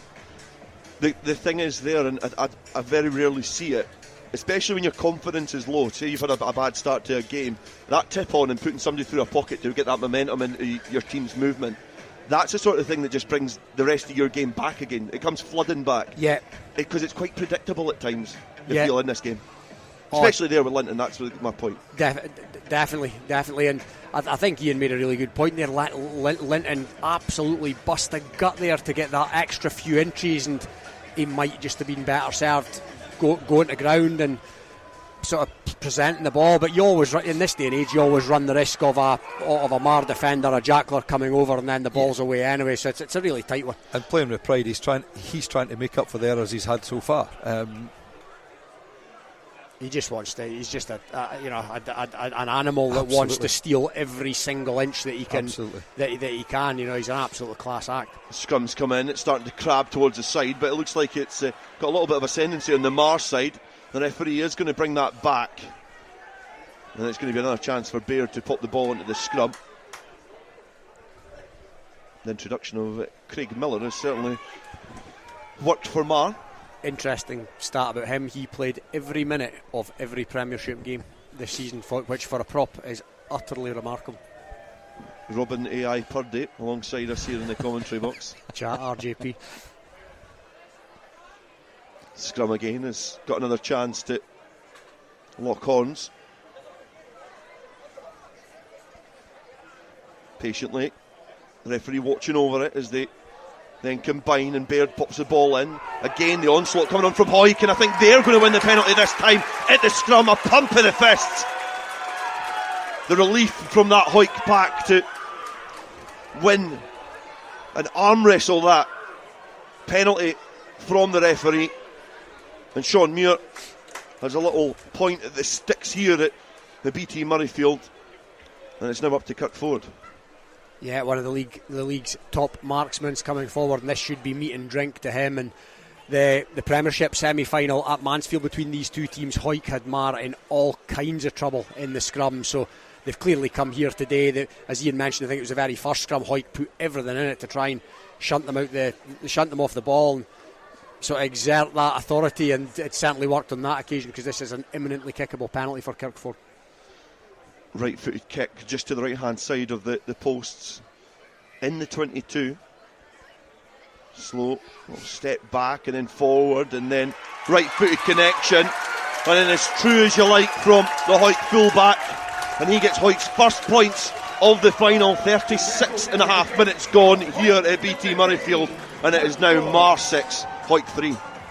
And I think if it stays like this to half time and Hawick head down the tunnel only 6-3 adrift, they will be all kinds of happy with that, because let's be honest about it, Iain, they've played poorly in this first half, but champion teams play poorly and don't go down the tunnel 17-18 points adrift. Said it time and time again, the winning mentality.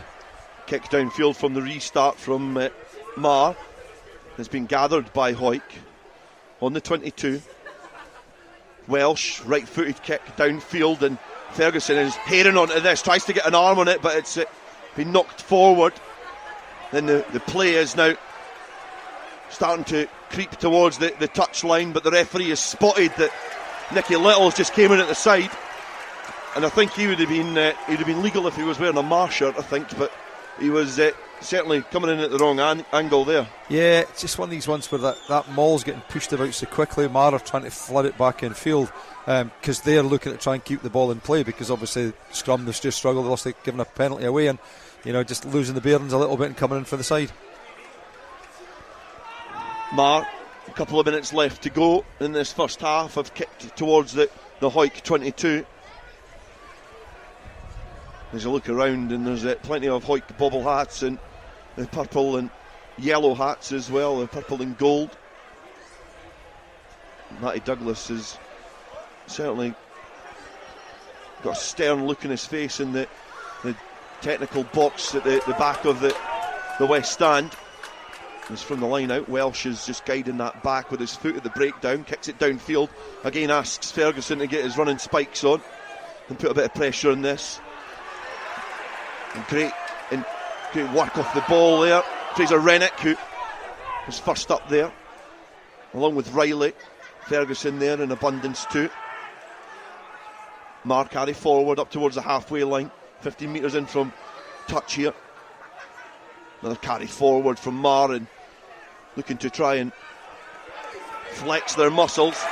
But the penalty goes the way of Hawick now, on the halfway line. And I do wonder, what is your range, Kirk Ford? I think this is perhaps just outside his repertoire. So I think he's going to be kicking this into the corner. And Hawick, in typical Hawick fashion, might be able to nudge themselves in the lead as we approach half time. And again, that they've perhaps not played at their best. Oh, let's be completely candidly honest about it. They've been a long, long way from their best, but they've got another good attacking position. They've dogged it out so far in this first half. They've been able to deal with the vast majority of what Marr have thrown at them, and you wouldn't be at all surprised if they do find something from here. And as I mentioned, if they went down the tunnel 3 points adrift, they'd be delighted. If they go down the tunnel, somehow find a way to go down the tunnel in front, then they're absolutely elated. Fairbairn grabs it from the sky there, and Rennick then breaks free from just behind that line out, centre field, as the pods now go round. A couple of players perhaps just encroaching offside as Mitchell is clattered. It did look like that was riding high, but the referee says no. Shawn Muir just charging his way forward. He's brought down pretty quickly. Now Linton protecting the ball well this time, into the 22 again as Welsh finds Brunton. Brunton's got some options there. One of them's Riley. He rides the challenge as he's just departed from the 22. Welsh, as the ball just escapes that ruck, has got some marked shirts for company, but as well to gather the ball. Ethan Riley now has to act as an auxiliary scrum half. Hawick players protecting that ball well, going the same way and trying to keep the flow and the movement and the attacking phases as Dalton Redpath now carries forward. Just a couple of metres shy of that 5 metre line now as well. Another foray forward from Hawick. Welsh has got Little, and he has got the ball tucked under his arm, and again Marr drive Hawick back. They've conceded about 10 or 15 metres with these attacking phases as Linton now goes forward, eats up a couple of metres as Brunton has got some options there. Out the back is Riley. Riley has got Callum Rennick, and Rennick has then got the ball through the hands to Kirk Ford, and then Ronan McKean is over on the touchline, but he's been bundled into touch. And the referee does draw a close to the first half, and it's been an energy sapping first half for both sides. A couple of players now down on their haunches, but it's finally poised, and it's as tense as you like here at BT Murrayfield, because at half time it is currently Marr in the lead, and it is Marr 6, Hawick 3. You're listening to live coverage of the Scottish Cup final on Borders Rugby Radio at half-time. Hawick 3, Marr 6, as Dale says, and we'll be going over the first 40 minutes after the break. To commemorate the 7th anniversary of the opening of the Borders Railway, an 8 DVD box set is now available, featuring the complete series Borders Railway from start to finish, plus the full hour-and-a-half documentary 5 Years On, which examines the possibility of an extension to Carlisle, plus extra features, including a cab journey along the entire Borders Railway, all for the special price of just £14.99, including post and packing. You can get your copy direct from hotdisc.co.uk/shop. That's hotdisc.co.uk/shop. The 8 DVD box set, the complete Borders Railway, is available now. Hi, Nicky Walker here, Curriculum Manager for Borders College Sport. Are you passionate about sport? If so, then look out for the return of our Borders College Rugby, Football and Hockey courses in early 2023. Borders College, regionally focused, globally engaged. Based in Galashiels but covering the whole region and beyond, Borders Mortgage Hub is your one-stop shop for all things mortgage related in the Borders. Visit us at bordersmortgagehub.com or call us on 01896 807 008. That's 01896 807 008. Borders Mortgage Hub. Mortgages for the Borders in the Borders. When the weather's dreich and a storm's a-brewing, you need a strong, windproof, quality umbrella delivered with good old-fashioned customer service and at an affordable price. Up here in Umbrella Heaven, we say you tackle the ball, we'll tackle the weather. UmbrellaHeaven.com. Brave the storm. This is Borders Rugby Special on Borders Rugby Radio. Yes, welcome back to BT Murrayfield. Half-time here at the Scottish Cup final. It's Hawick 3, Marr 6 at the moment. Robin with me. Robin, I think Hawick will be pretty pleased with the way it's ended. I mean, Marr have certainly had the better of the match. Hawick have made all the mistakes, and yet they're just 3 points adrift. Yeah, Marr will probably be wondering what they need to throw at Hawick in order to breach their defence. They've gone down the tunnel 6-3 up with a couple of kick penalties by Colin Sturgeon to Hawick's 1, but I can't recall the last time I seen, I don't want to use the word poor, but Hawick play as ineffectively as that and cough up so many errors. The conditions are absolutely telling, there's no doubt about that, but to answer your question, I think Hawick will be absolutely elated at a 3-point deficit and not to have conceded any tries, because that potentially gets into the mindset of Marr in regards to what do we need to do here against this outfit. We've got a strongest squad of the season now. We've only scored 1 try against them in 3 games this season, and we're trying to put everything on them and they just won't break. So Hawick can only play better in the second half. Yep, most certainly that is the case. And I think the first 5 minutes, Hawick came out the blocks flying. But from that moment on, Marr came back into it, and there were certainly nerves in the Hawick ranks. And I don't know how many times we said Jay Linton made a bit of an error, very, very unlike him, and he's clearly, obviously, saving it up for the second half. Oh, hugely uncharacteristic, but he wasn't alone in that, absolutely was not, and he's now, it looks to me like he's now trying to get on the ball at every opportunity to atone for those errors, and yeah, he'll be looking to come back out and either smash somebody or make a 40-metre carry. But yeah, Hawick just, they like I say, they won't play any worse than that in the second half. But yeah, this hugely talented coaching team have got their corn to earn in this half-time break. Well, we'll talk a little bit more very, very shortly, but let's go pitch side with Hugh Brown and find out a fan's reaction to the first half. Yes, indeed, Stuart. Welcome into the stand here at BT Murrayfield and to the large Hawick support that have travelled up the A7 to cheer on the Greens. And let me just chat to one of the gentlemen who's here. What's your name, sir? Robert Sproul-Cran. Robert Sproul-Cran. I'm going to chat to you afterwards. I know you from days gone by.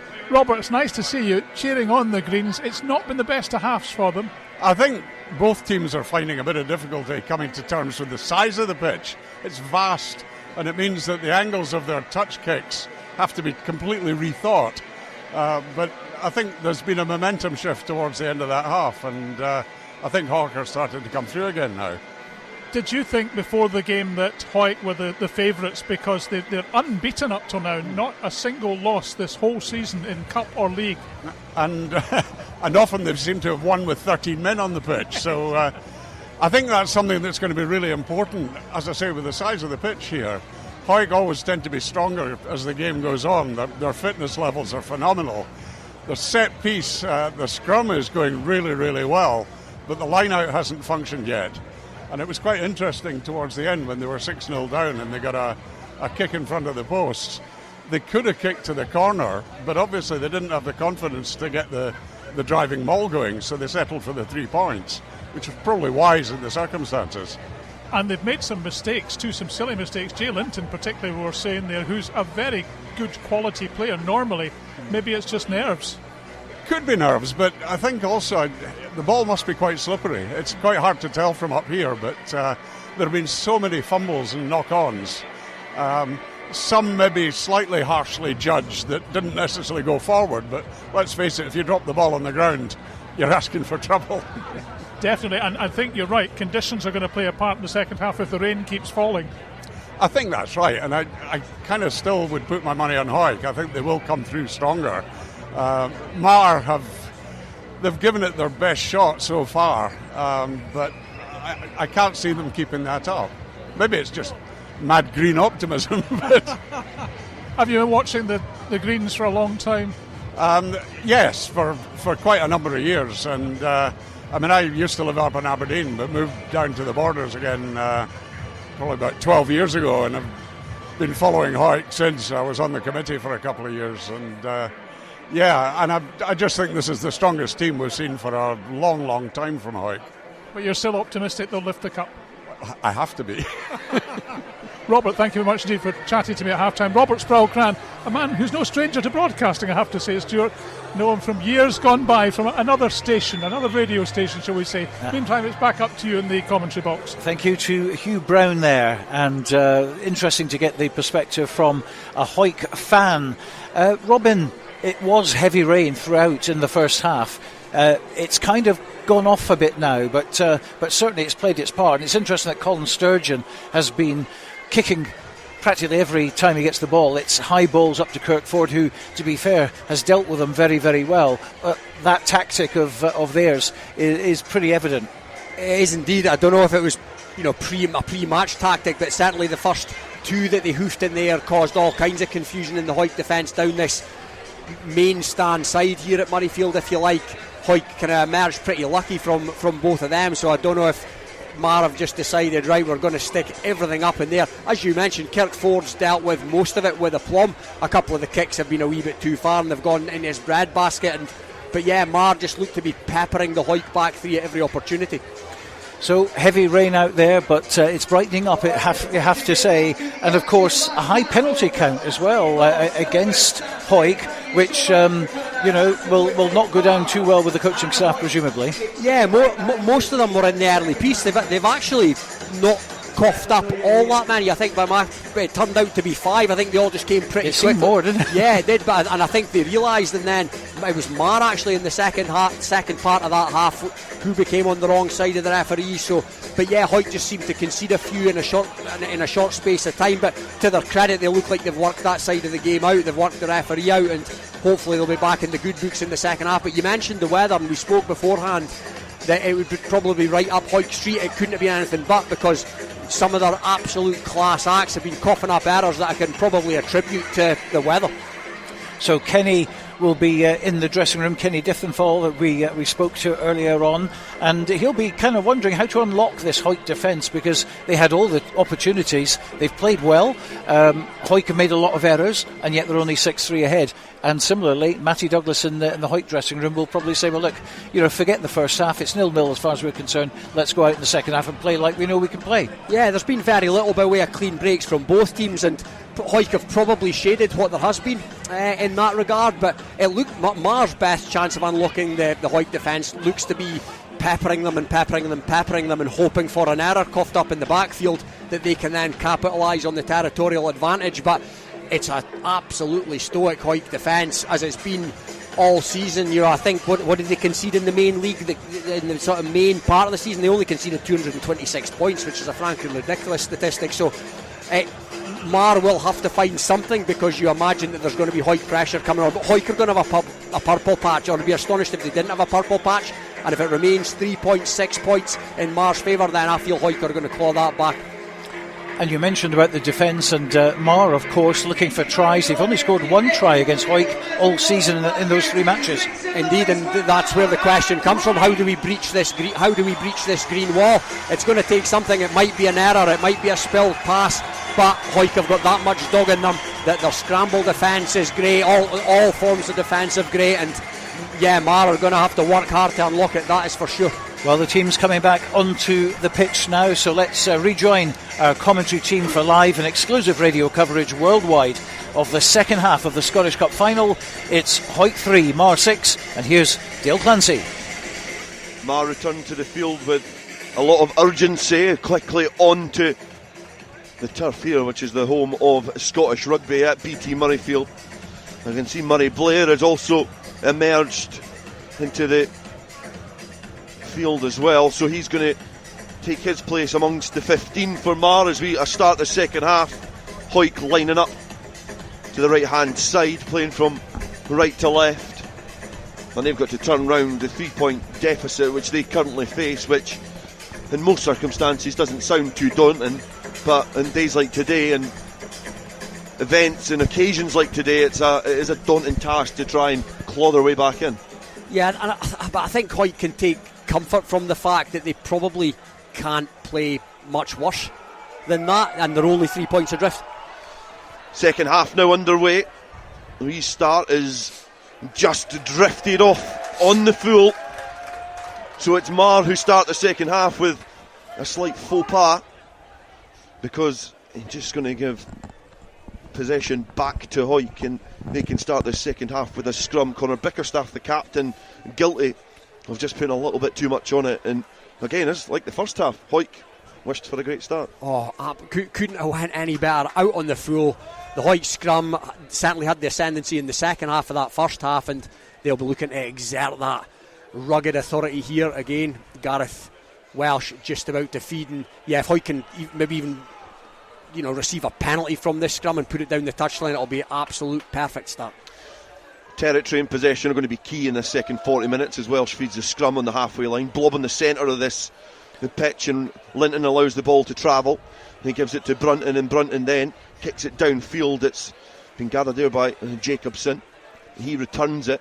The ball is left to bounce as Ford then starts to pirouette out of contact, and 3 Marr players congregate on the Hawick fullback and try to put him under pressure.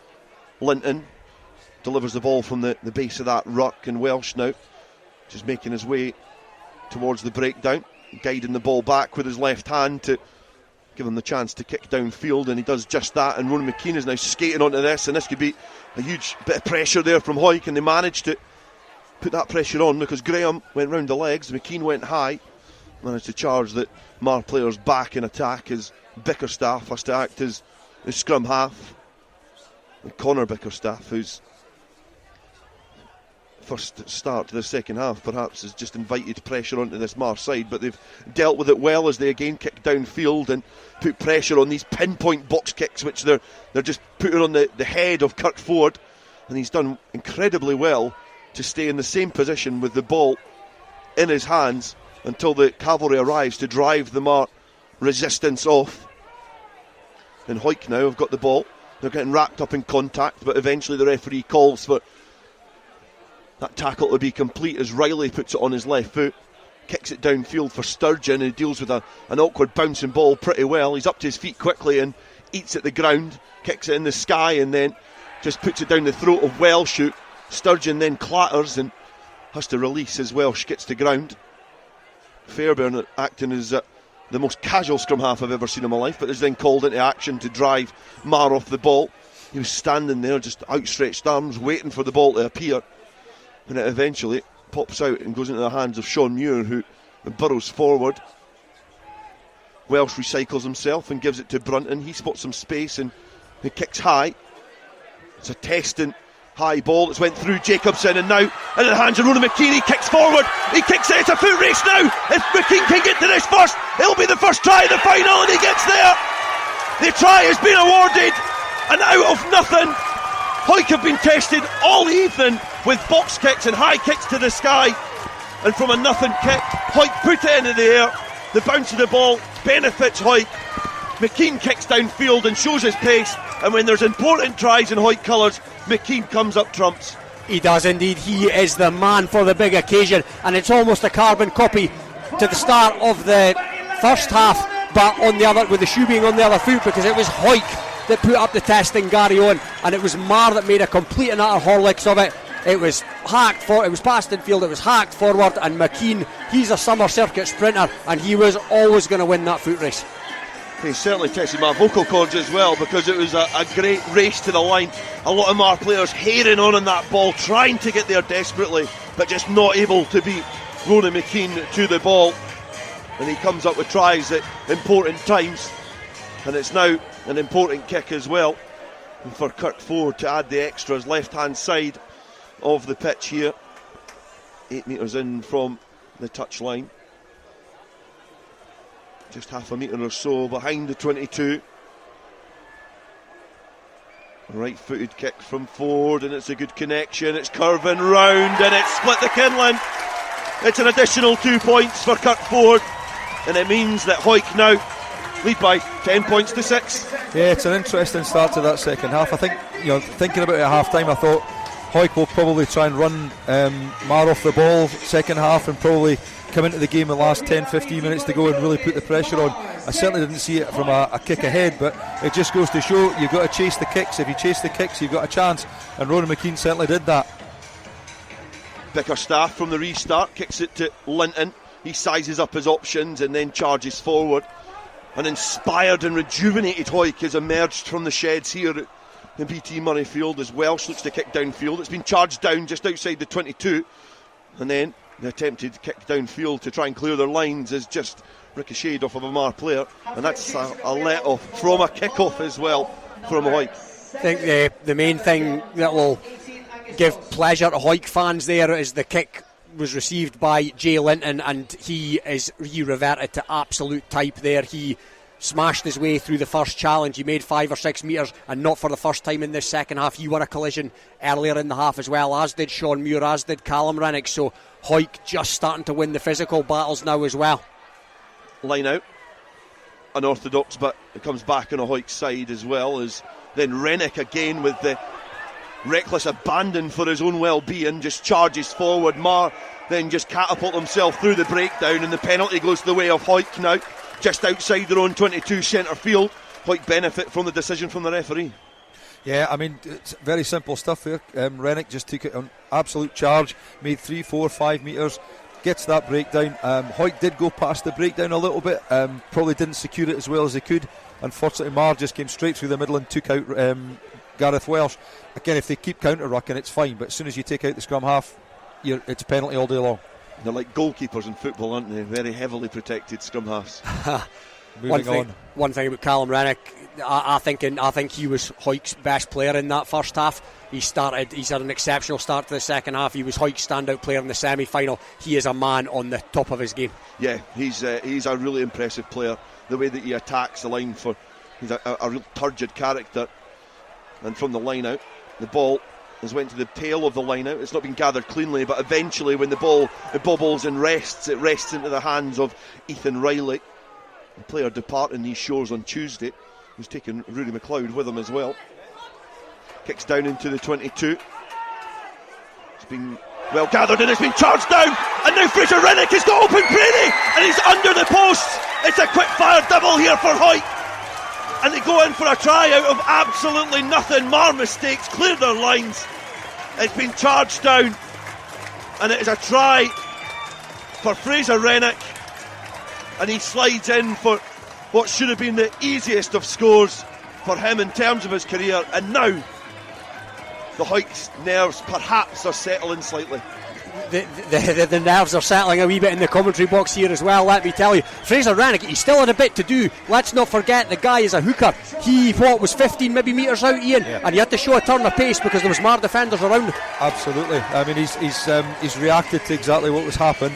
You know, the charge down, it's bounced up in his hands. He's got the element of luck, but the one thing about luck is if you don't then take it and convert it into something else, then there's no point in having it. Yeah, bit of pace, 2 big mistakes by Marr. Hawick have gone from being 3 points down at half time to being 12 points up. And you talk about champion teams, Dale, and what champion teams do. Yeah, I count that as 11 points up now. Hawick, great character from Hawick to get back into a winning position.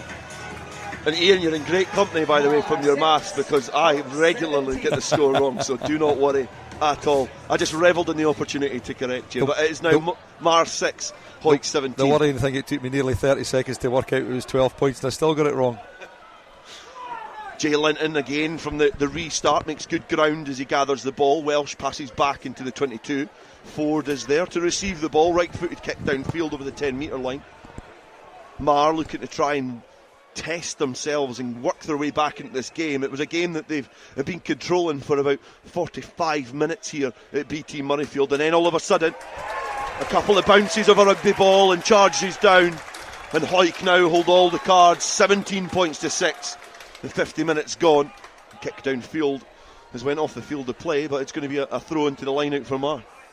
And what a kick it was from Kirkford. In big moments you need your big players to stand up, and so far in this half Jay Linton's been immense so far in the second half. Callum Rennick, as we've already mentioned, his brother Fraser Rennick's come up with a try, and just then Kirkford sent it 60 metres down the park. Big players, big moments, stepping up.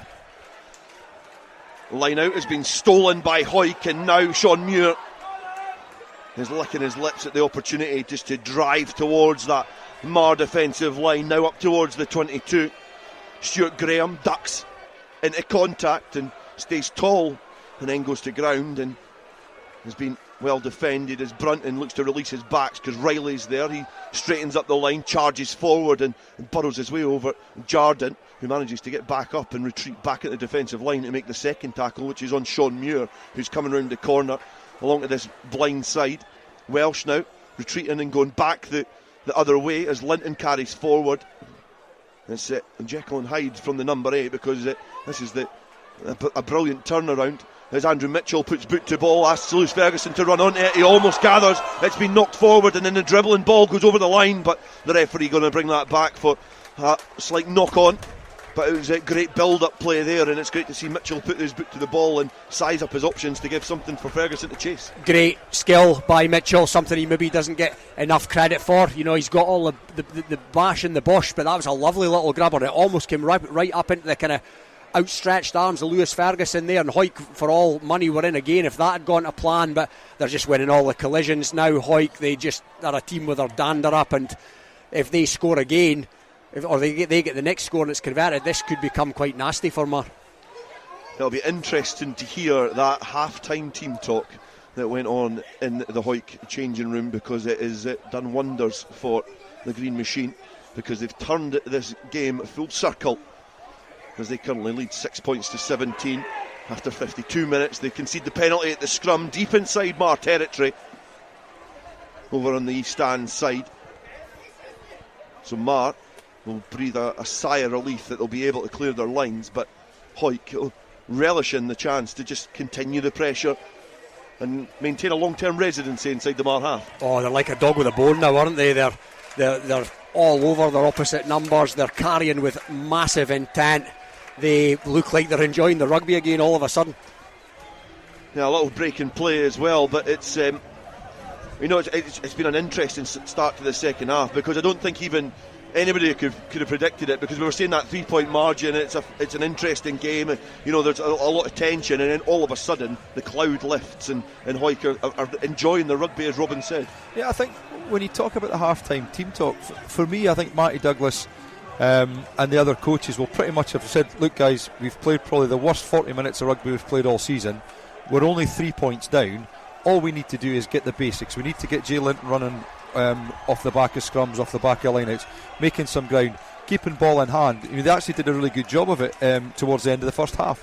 Marr trying to clear their lines for their 22, don't even find touch from the penalty, so now inviting lots of pressures with these errors that they've had in this 10-minute blip in this final.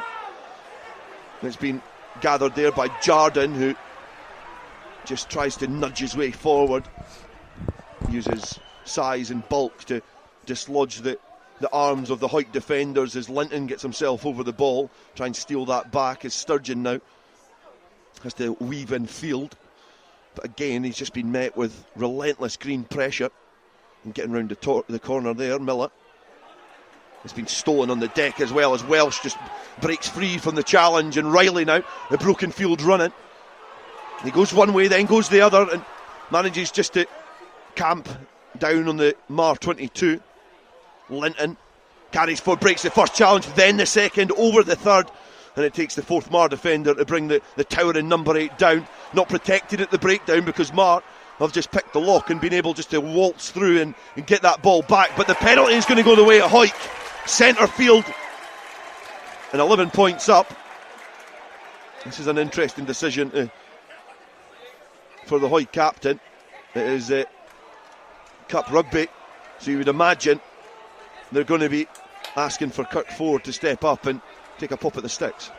Oh, they'll be doing exactly that. 17 points to 6 to the good. Penalty on the 22, bang in front. You'd stick your mortgage on Kirk Ford, splitting the kindling from here. You punting for work? No, I take a day off on a Saturday, Dale. But no, Jay Linton again. He's been absolutely sensational in this second half, and what a carry that was by him there. That's led to the penalty. He's on another planet when he's on the top of his game at this level. Yeah, and I take absolutely no pleasure in criticising a player that I know is brilliant and that I really highly rate. And it was almost breaking my heart. I feel a sense of relief that he's actually been able to change his performance and really help the Hawick cause. But we're settled on a penalty, and Kirk Ford is currently eyeing up the sticks now. right-footed kick. The boos start to come in from the Marr spectators, which is slightly unsavoury, but it doesn't put Kirkford off because he stretches the lead, and now it is Marr 6, Hawick 20. Yeah, and what a turnaround in this second half. We'd spoken about the team talk. Hawick coaching staff take a bow. Matty Douglas, Lewis Bertram, Graham Hogg, whatever you've said in those sheds has been revolutionary, because this is a different Hawick team in this. Well, it's not a different Hawick team. The Hawick team in the first half was a different Hawick team. This is the Hawick we know, and many of this big crowd here love. Charlie Welsh is coming at the field of play. He made his debut in the 34-7 win, which has laid the foundation for Hawick to get to this final. That was his debut. He's went on to make 5 appearances for Hawick. And he comes on for Lewis Ferguson, and Hawick from the restart, kick downfield. And Marr will probably feel slightly deflated because again they pop the ball into the sky, but Stuart Graham is there. He gathers cleanly this time.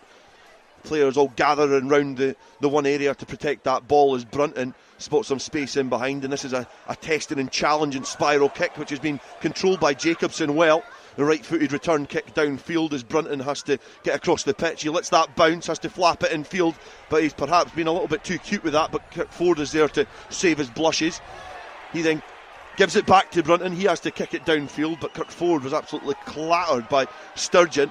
There's now some space in behind, but Stuart Graham is having a little look and trying to cover that kick that went into the corner because Ford was still on the ground. He gets himself up, gets the ball back from Graham in the 22, returns it downfield, not off the field of play yet, but Marr scampering over the halfway line through Scott Bickerstaff, kick it high into the sky, but it's went off on the full, and when things are not going your way, they are not going your way. No, and they're not going Marr's way at all now. That was another fairly basic error. They're kind of sticking to the same game plan that they had in the first half that now is just not getting them anywhere.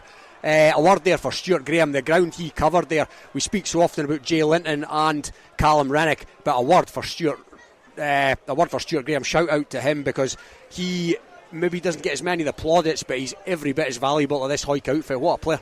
Yeah, and he found himself slightly out of the squad at one point this season, and he's worked incredibly hard to make sure he's one of the first names in the team sheet. He's a typical 6. He just does the dogged stuff, the dirty stuff so well, and yeah, if you had 15 Stuart Grahams, you wouldn't be in a bad place. A replacement for Marr.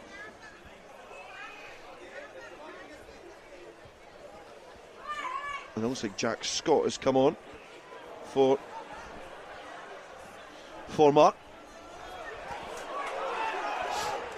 As that player's gone up towards the 10-metre line.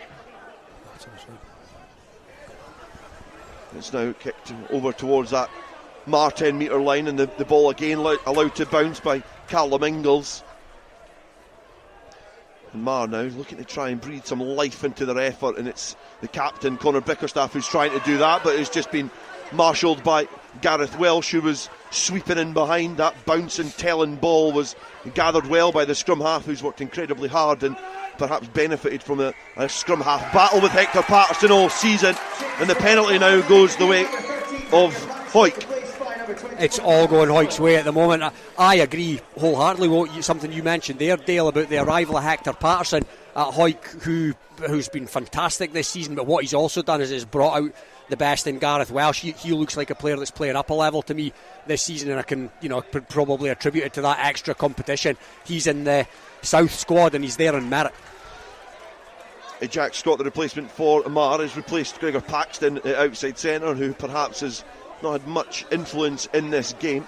Little reshuffle. Interesting just at that penalty there. Colin Sturgeon, the Marr standoff, started to have a bit of shout and scream at the touch judge and the referee, and if they're starting to get to that stage, that's taking the mind off the game. That's Hawick got another victory from their point of view. Replacement for Hawick as well, because Nicky Little has departed, and from the line out, the wraparound, sees Fraser Rennick be able to find Andrew Mitchell. Andrew Mitchell just powers his way through a couple of challenges there, and good work from Mitchell. The ball now filtered out the back and catapulted as Ford manages to bring Welsh into the game. Rooney McLeod is the replacement for Hawick, as Hawick now charge their way towards the 5-metre line. Shawn Muir and ducks into contact. The green shirts then just congregate and latch on to their captain, the player who's led from the front throughout this game when times have been tough as well. Now powering through, pumping the legs and driving forward. Brunton trying to be deceptive with the eyes as he brings a teammate into proceedings there. He's having to act as scrum half now, just orchestrating the forward round as Jay Linton again has that low body angle as he looks to just try and stop defenders before they even latch on to him, as Rory McLeod gets his first foray forward in this final.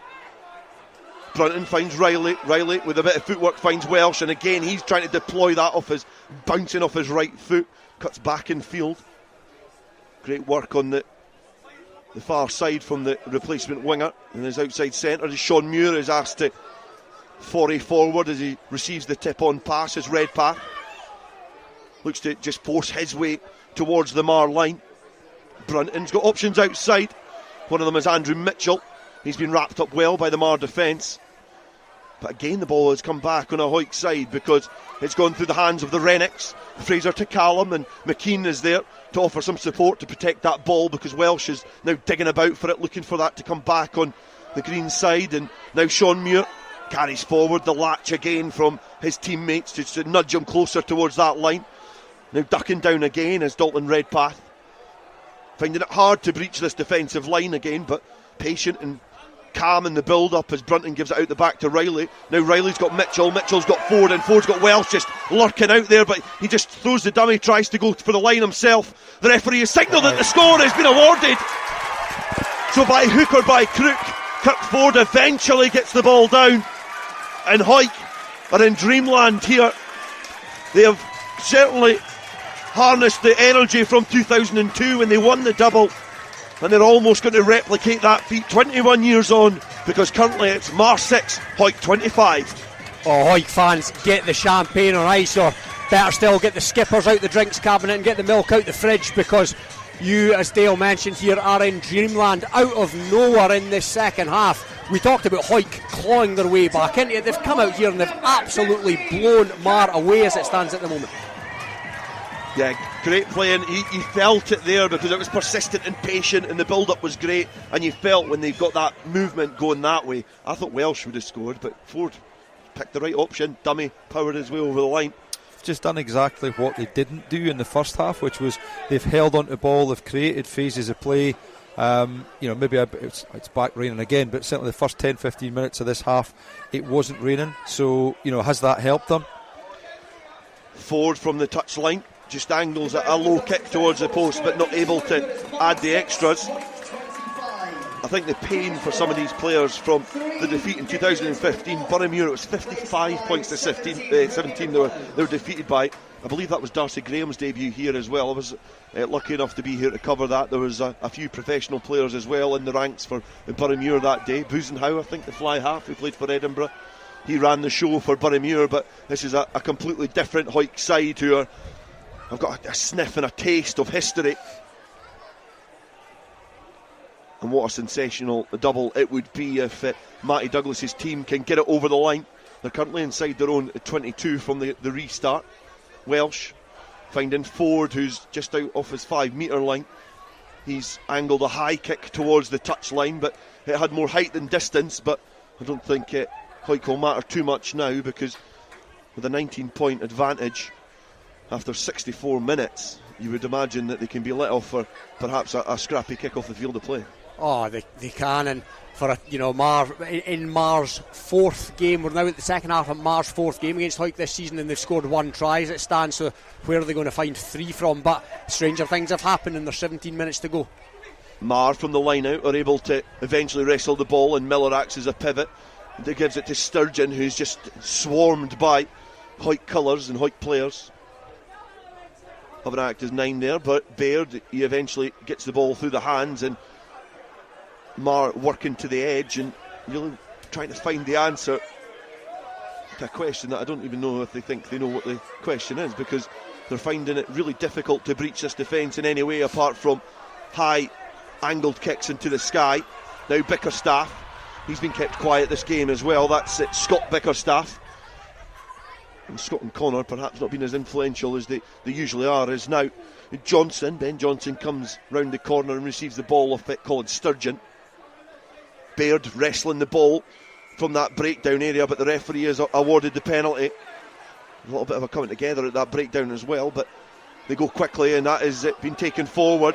That's a huge challenge there as well. It's perhaps a little bit unlucky, but we'll maybe cover that in just a second, because out the back then goes Conor Bickerstaff, and now he's heading towards the line. He breaks the first challenge and then goes over the whitewash. And just as Robin was saying, they found it hard to reach this defensive line all season, and eventually they managed to get their second score against Hawick.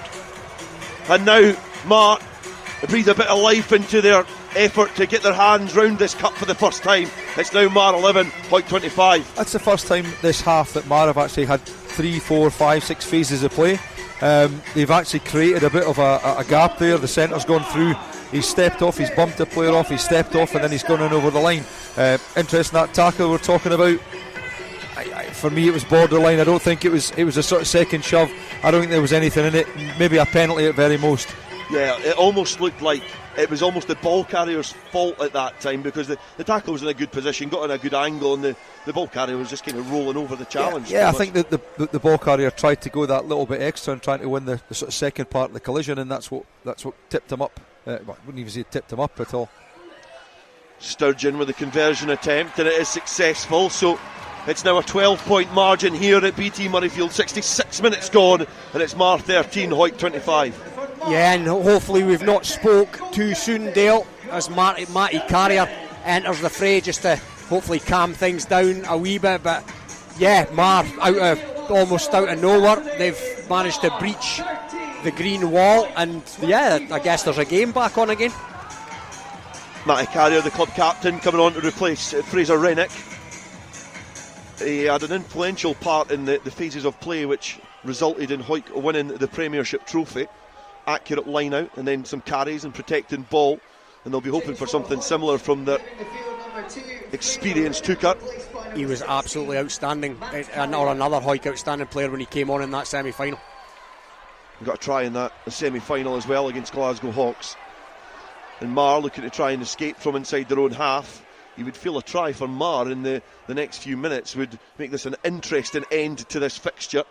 13 points to 25, 67 minutes played here at BT Murrayfield in the cup final between Marr and Hawick. And play going towards the stand side over there on the east side. Then it's been kicked downfield as Ford gathers.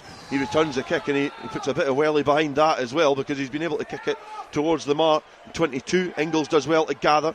He eats up the ground, and Redpath has to look to get the ball, but the referee has spotted that a lot of the Marr players were offside, not retreating, so the penalty is going to go the way of Hawick. And I think there was also a flagging from the AR Grant Denham on this side. Maybe that's, I'm assuming it was a late tackle. Yeah, that's what it's going to be. It's a shoulder in on, I think it would be Kirkford that kicked the ball just now.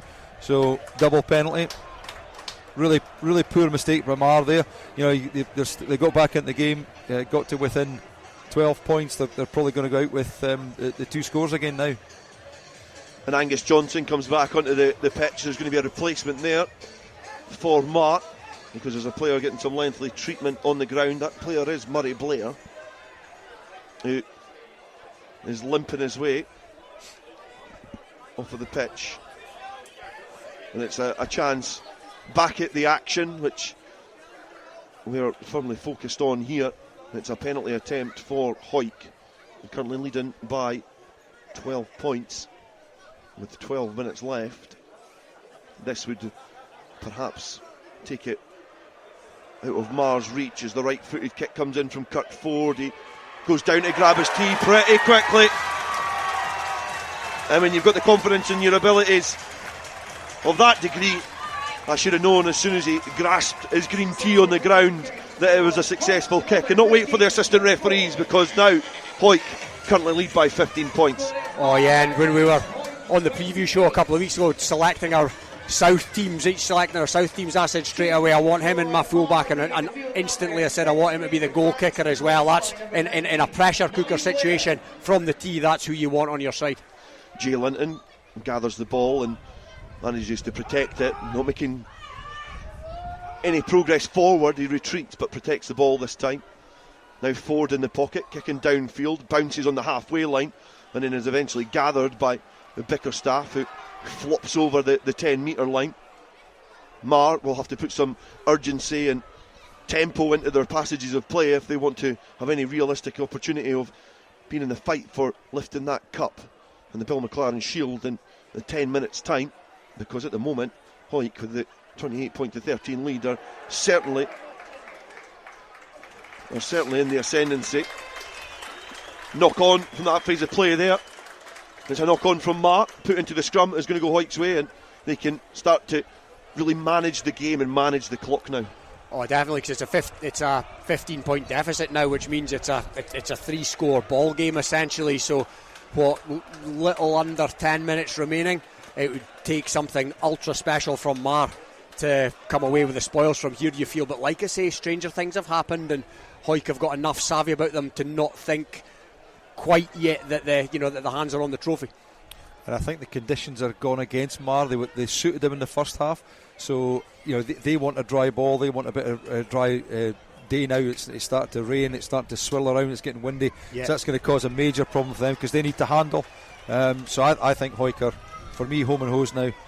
A free kick at the scrum has went the way of Hawick because the referee not happy with what was happening there. So he gives the free kick to the green machine, and you feel with the singing, it's definitely in a Hawick tongue, so you can feel that there's a little bit more of a relaxed atmosphere amongst the spectators. It's from the free kick. Kirk Ford just turfs it into the sky, and the on-rushing players eventually charge down the ball again for the second time in this fixture. The first time was a little more costly, but this time it's another penalty that goes Hawick's way, just shy of the Marr 22. And great option, great kick chase, great execution from Hawick. I was going to say, I don't know what they're kicking it for. Take a scrum from the free kick and eat up another minute or so of the clock, but evidently what do I know, because he's stuck it high in the air. Marr have made a complete and utter mess of it, and it's going to give Hawick another penalty, and the referee signals are going to go for the posts. And if he slots this, Kirkford, you have to say the title's going down the A7 the cup's going down the A7 tonight. Yeah, you can see how relaxed Kirk Ford is, because I think he got about 7 keepy-uppies of the rugby ball in before he eventually wandered towards the area where he's going to take this penalty.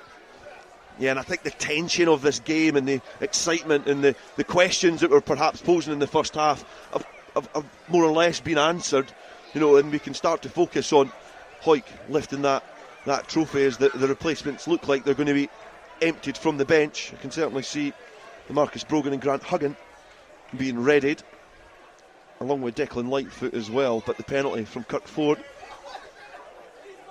right-footed kick, 15-metre line, and has been watched closely. And again, the slumped heads from Marr indicate that it's another successful kick from Kirk Ford, instrumental in Hawick's surge towards this cup.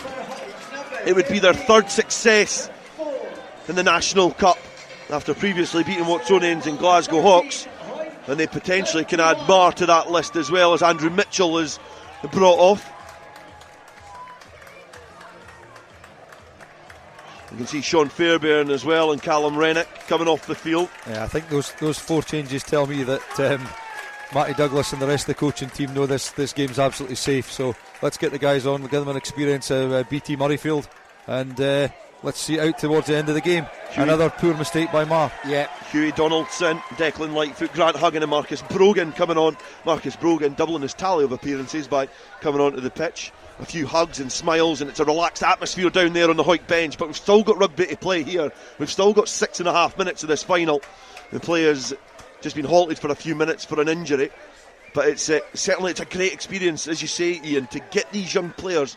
It's a great position for the coaching staff to be in as well, but to bring these young players in, players like Hughie Donaldson, who's perhaps been holding the fort in Kings of the Sevens for Hawick when they've been concentrating on this, gets his reward by getting onto the pitch and getting an appearance. Yeah, I think it's great they're getting the opportunity to do so. I appreciate the game's probably is won now, but it gives everybody that opportunity. It gets them involved. It makes them feel part of the overall setup. It makes them feel part of the squad. When you celebrate, if you've not played, it's never quite so comfortable, but absolutely brilliant to see them, and hopefully for next season it'll strengthen Hawick seconds, and that's only good for Border Rugby. this is sure to inspire a lot of up-and-coming youngsters in the Hawick area that there is an opportunity and a chance to represent your club at the home of Scottish rugby and taste success and write your name into what is a rich tapestry of history in Mansfield Park. It's been almost a flawless second 40 minutes here from Hawick. 13 points to 31, they currently lead. 6 minutes left to go, and it's Matty Carrier to throw into the line out, just shy of the Marr 10 metre line. Throws into the tail. It's a challenging ball. It's not gathered well, but the referee has signalled that that's not been straight from the Hawick captain, and this will eat another 30 seconds or so out the clock. I was just about to say that, Dale. It matters not. If anything, it's almost in a bizarre way beneficial, because there's 5.5 minutes to go, and there's going to be a Marr scrum here, and the Hawick forwards are in no particular hurry to get to pack down. So yeah, just all eats up that clock, and I think the subs coming on for Hawick are wholly justified anyway, even though the game is won, because it's just such a their squad is just so immense, and these guys are looking to bring something to the party. They're not just coming on to make up the numbers. The scrum has been nudged forward by Hawick, and I thought the referee was perhaps going to gesture for a penalty or a free kick there, but what he's signalled is that the scrum was twisted and he wants to see that reset. It's an early celebration here from the Hawick spectators, and who can blame them?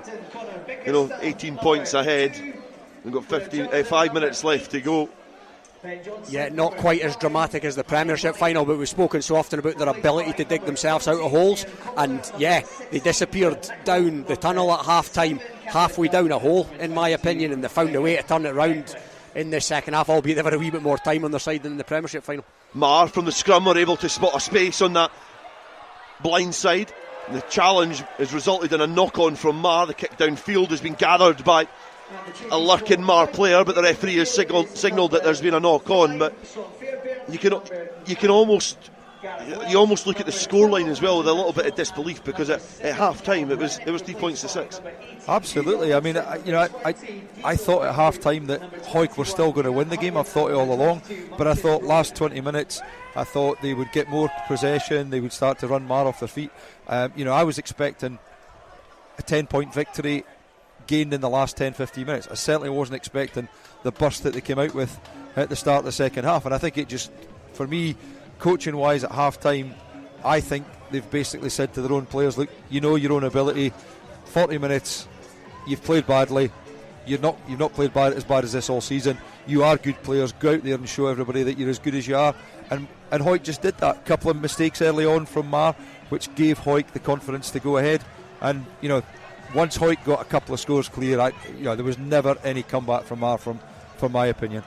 I think it looks like Kyle Brunton perhaps is it Kyle Brunton or Charlie Welsh? One of the players is receiving a bit of treatment on the far side, so it means that Andrew Mitchell is back onto the field of play. It looks like Kyle Brunton, because I can see Charlie Welsh's number on the back of his shirt, so that would suggest that number 19 is Charlie Welsh.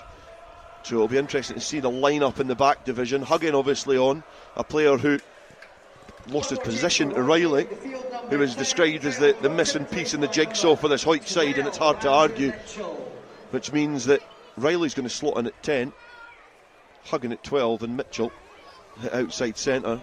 Not a bad player to bring on, really, is it? Not a bad reshuffle at all. No. And a word for Kyle Brunton, there was some raised eyebrows, mine included, when Hawick shifted forward from standoff to fullback at the start of the season. Back, I think he played a couple of games at centre, but Kyle Brunton, is it fair to call him an unsung hero in this team?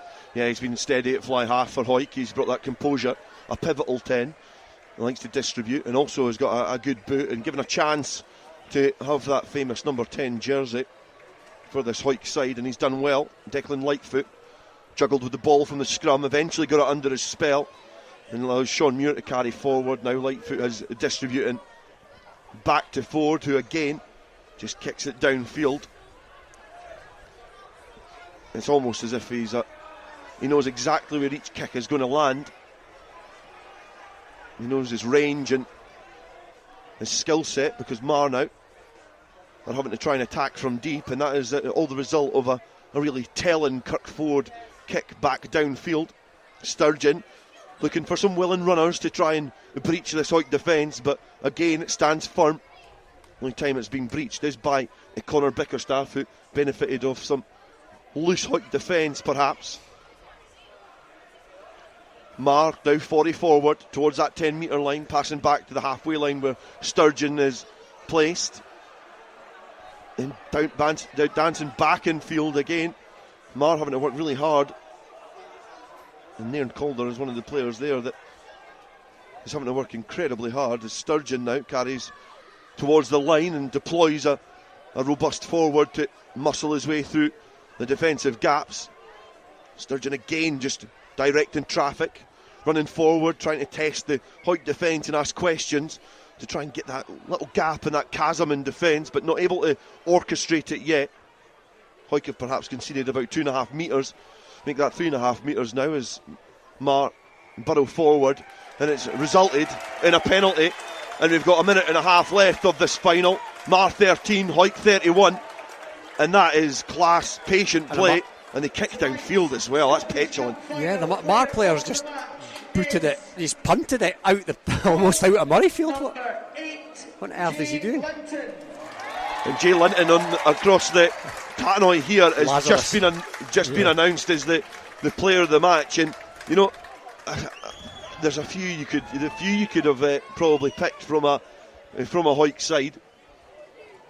It would be hard to argue against Jay Linton for his impact in the second half. Kurt Ford, perhaps. There's a few players Callum there. Rennick. I'd certainly have it between those three. What an amount of character you must have to be under par. Let's call it what it is by his exceptionally high standards. He was a wee bit under par. Conditions played their part, possibly nerves. He's been absolutely Herculean in this second half. We've got reports in that actually they played you slagging him in the first half in the changing room. Slagging him that. Now, I've displayed enough love for Jay Linton over the last couple of seasons. Riley from the line out is just pierced through the Marr defence, and he almost was able to stay on his feet, but Rory McLeod showing great hands as he managed to just gather a ball which arrived at pace and then pirouetted round, brought Shawn Muir into play, and now Matty Carrier,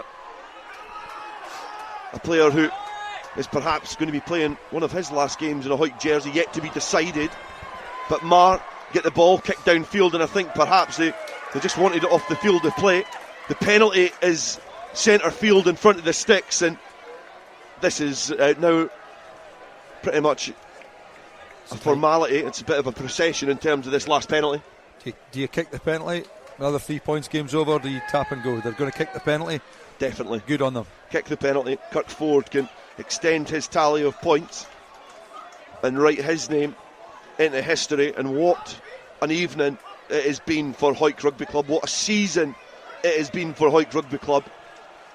And we're now in the final embers of this game as Shawn Muir ignites the crowd with a slightly dampened fist pump to try and keep a lid on things just now. And Kirk Ford to take the score to 34 points to 13. Time is now up, and it is just a matter of the final parts of this game as Kirk Ford is unsuccessful from the penalty attempt, but it does not matter. 31 points to 13, Hawick win, and they are Scottish Cup champions, and they do the double. They taste success and they write their names into history books, not just in club rugby but in Scottish rugby. The double has not been done by the Mansfield Park side since 2002, and now the celebrations can start and they can revel in what has been a truly historic season for Hawick Rugby Club. My point is head and shoulder above every single club in the country, and it's proof by the trophies that they've got in the cabinet. Miles above. This is a monumentally deserved success for this wonderful famous old club, Dale, and they are invincible. They are the Hawick Invincibles 2023, and it's an utterly ridiculous achievement in my opinion. League and Cup, they had to come back from the Premiership final and find more again after the high of the Premiership final, to come back and find more for this Cup campaign, and I cannot find enough superlatives to describe this team, this squad, this coaching group and this club as a whole. All credit to them. Congratulations. 21 points was the tally from Kirkford this afternoon. 2 tries as well, one from Fraser Rennick and one from Ronan McKean, and they were within 5 minutes of each other in the start of the second half from errors from Marr. But you know, you speak about the players that contributed there. You know, obviously the try scorers, the kick count and the try from Kirkford as well. But it's not about those players. This is a team effort, because they play a certain brand of rugby which relies on everybody playing to the top of their ability. Absolutely. I think it's the unit, it's the sum of the parts more than the individuals. I think there's been other teams that I've seen this year whose individuals may be slightly better, but I saw Hawick early on in the season when I was on the line for games, and they were comfortably the best side I've seen this season, and it's gone through. I've seen about 3 or 4 of their games. They're just class. They've got really good players. They've really benefited this year by having people like Dalton Redpath, Fraser Rennick, Andrew Mitchell all coming back for the pro game or semi-pro game, and they've just shown that little bit extra class. They've brought through other guys like Callum Rennick, Kyle Brunton, as you said. It must be a great opportunity or a great setup for Kyle to be able to play behind a pack like that. It helps him, gives him a bit of confidence. He knows he's safe, he's well protected, and yeah, absolutely the best team of the season, comfortably and thoroughly deserved to win both the Cup and the League. Gary Muir and Shawn Muir just having an embrace just by the dugout in front of us here. A few hugs and high fives and claps, a lot of siblings as well with the Rennicks. Rudy McLeod and Ethan Riley departing these shores to go to Australia, and it's the perfect parting gift for those players. And the Marr players just going to the left hand side as well, just to applaud the support that they've received from the travelling fans. And it is a sizable support here at BT Murrayfield, and it is great to see both sides thank and show their appreciation to the people that have supported them to this point in their career, not just today but for the years and months gone by, as Jay Linton makes his way up the stairs, and he's going to be shaking hands with a few of the Scottish Rugby's personnel who are going to be providing him with the Player of the Match trophy for his efforts. And it's quite a good shift to win Player of the Match in 40 minutes, isn't it? Oh, yeah, he came on at half time, didn't he? Not a bad substitution by the Hawick management team there, but oh no, I'm boring the listeners now, as I have done for 2 years, with my thoughts on Jay Linton. But big players stand up at big moments, and it was a big old moment that Hawick had. There must have been a big old chat in there at half time, and he's came out like a man possessed in the second half, but he's not been the only one. Kirkford, my word, Kirkford can maybe hold a claim to that accolade as well, but you know, the Rennick brothers, Shawn Muir won umpteen collisions and all the hard graft that he offered himself up for. That they are just a champion team, and that's an absolute champion team, and they're a credit to their town. The season is culminating with Hawick winning in the double, and I think Robin Purdie's got a restraining order from Jay Linton as well. Waxing lyrical, but he's a worthy winner of the Player of the Match.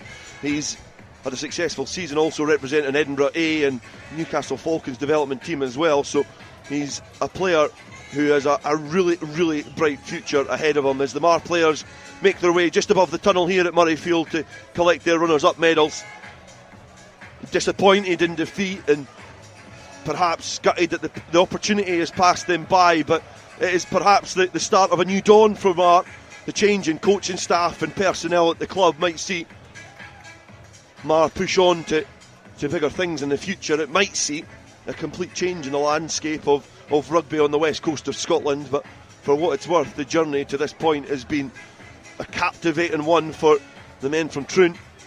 Premiership champions last year, done it the hard way as well, away from home at Millennium Park, beating Curry in what was an absolute classic in club rugby, but just coming up short on this occasion. They came into this game underdogs as well, and Hawick certainly showed their muscle and their experience, a squad which has been built over the last few years. And you know, it is great to see these squads, likes of Marr. We've seen other squads rise to the summit of Scottish club rugby pretty quickly, but not being able to sustain it. But Marr seem like a team that have certainly got their shop in order. Yeah, I think back a few years, and you know, there's a lot of players went from Marr to play at Ayr because obviously they were the big team at the time.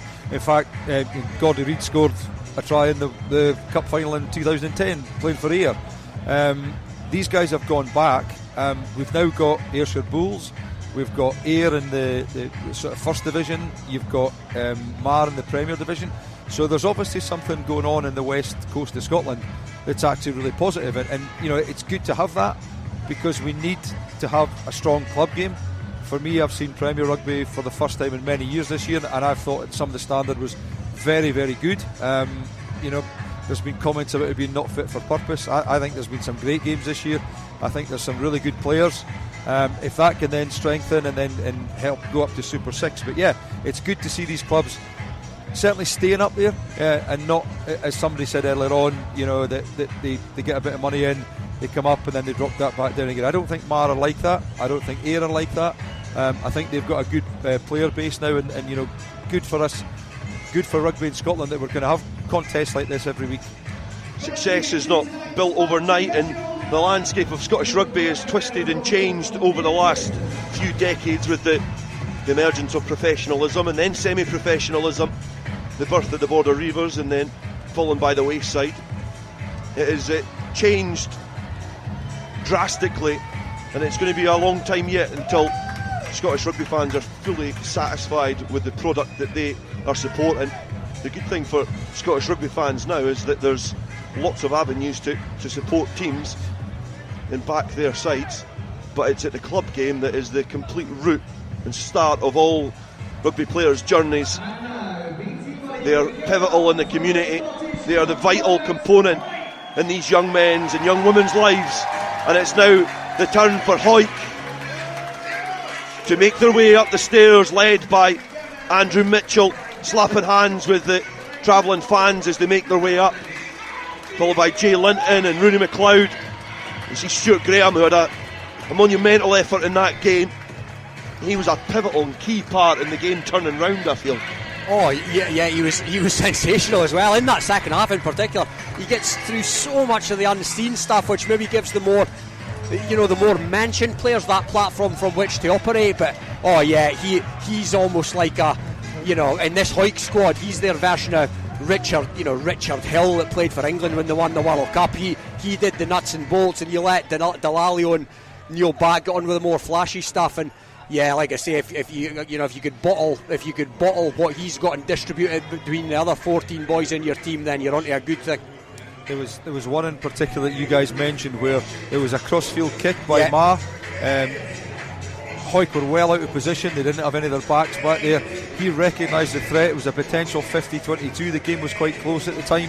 That would have given Marr that foothold in the game. He sprinted as hard as he possibly could, got that ball back, stopped it going into touch, and again I think we went back to Kirkford banged it down the pitch, and they're back into that rhythm that they had earlier on. If he hadn't done that, then you know, does the game change on that particular kick? If you're just tuning in, we're currently witnessing Hawick just making their way up to receive their medals, and if you're wondering what colour it is, they're the gold ones, as the players are just filtering their way up the stairwell towards the presentation area. Gary Muir and Graham Hogg making their way up the stairs as well.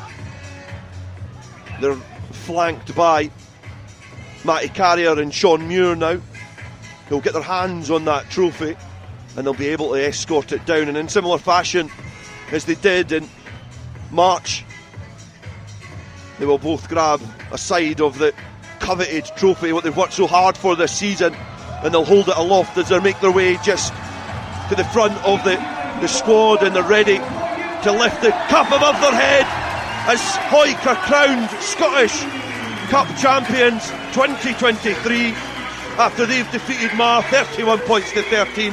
And what an occasion it is for these players, for these travelling fans, the supporters, the volunteers of this great Borders institution at Mansfield Park.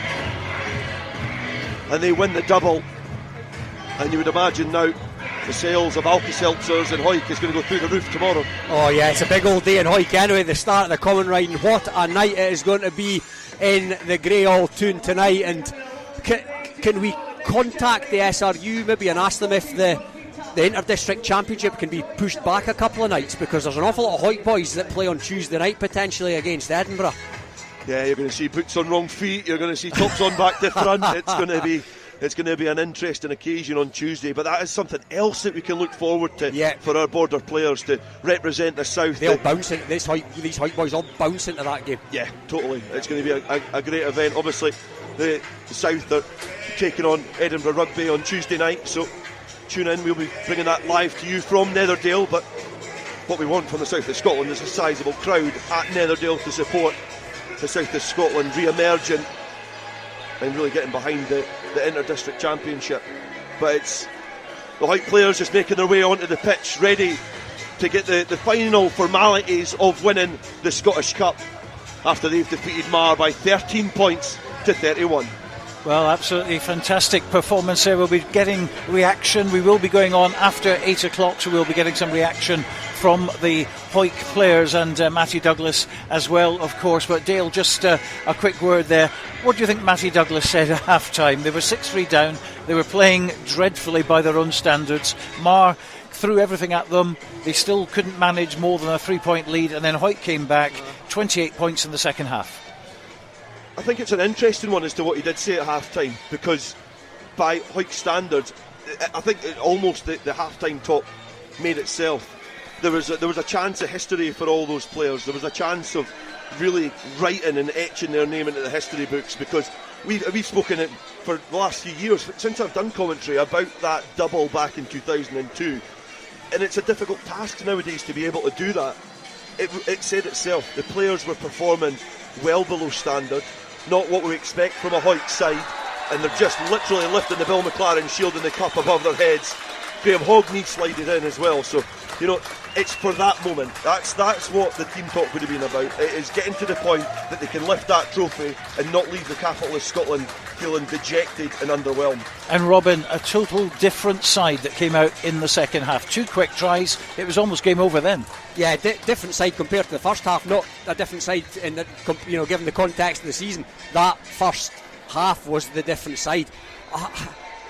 Is it fair? It sounds so harsh to say, but by their own unbelievably high standards, they were awful in that first half. But what champion teams do, what great teams do, great players that are well led by great coaches, they've came out in that second half different to the first half, and they've blown another very good team away, and that almost makes it all the more impressive. The turnaround at half time, it just almost defies words how different it was for the first half to the second half. They were absolutely immense in that second half. And Dale, it was literally that first 20 minutes, and that was what it was all about. And when we were at Hewenden with Robin and Sam a few weeks ago, the same sort of thing happened. They had this 20 minutes in them, which they just blew Glasgow Hawks away, and they've done the same here with Marr. I think if you think about the first half, though, Hawick were getting luck off their own mistakes. They were perhaps not able to gather the ball from the high balls, and the ball was bouncing back on their side. And then in the second half, they were getting luck off in Marr's mistakes. It's something that Marr never really capitalised on in the first half. We could be having a completely different conversation right now if Marr really focused on really targeting that area that they could have really snaffled on. But Robin's mentioned it in commentary, that Marr have found it so hard to breach this defence all season, so it was going to be a huge task to go on and win this game.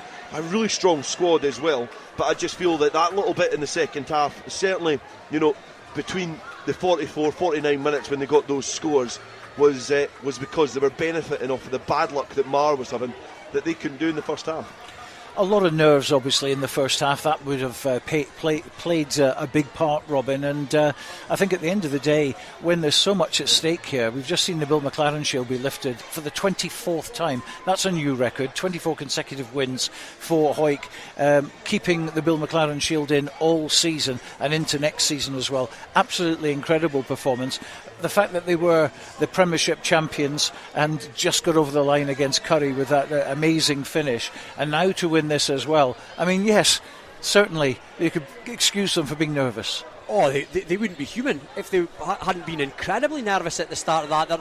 There's much history riding on this. Let's call it what is it in a place like Hawick, no less, that is steeped in history, whether it's the common riding, whether it's the immense success they've had in rugby terms over the decades it's been. And these players wouldn't be human if they didn't come into that. And so absolutely we can excuse them, but we've spoken about it in the last few weeks, how this team, how this club, whatever it is, they dig themselves out of these holes. And it wasn't a hole the depth of the Premiership final hole, but it was a hole nonetheless at half time. And I don't know what it is they do, Stuart, but it's not just been this season, it's been over the years. It's been 2 cup finals here, this is the third. It's been playoff games that they might have gone down. It's been whatever it's been defending their own line for 60 odd phases in semi-finals.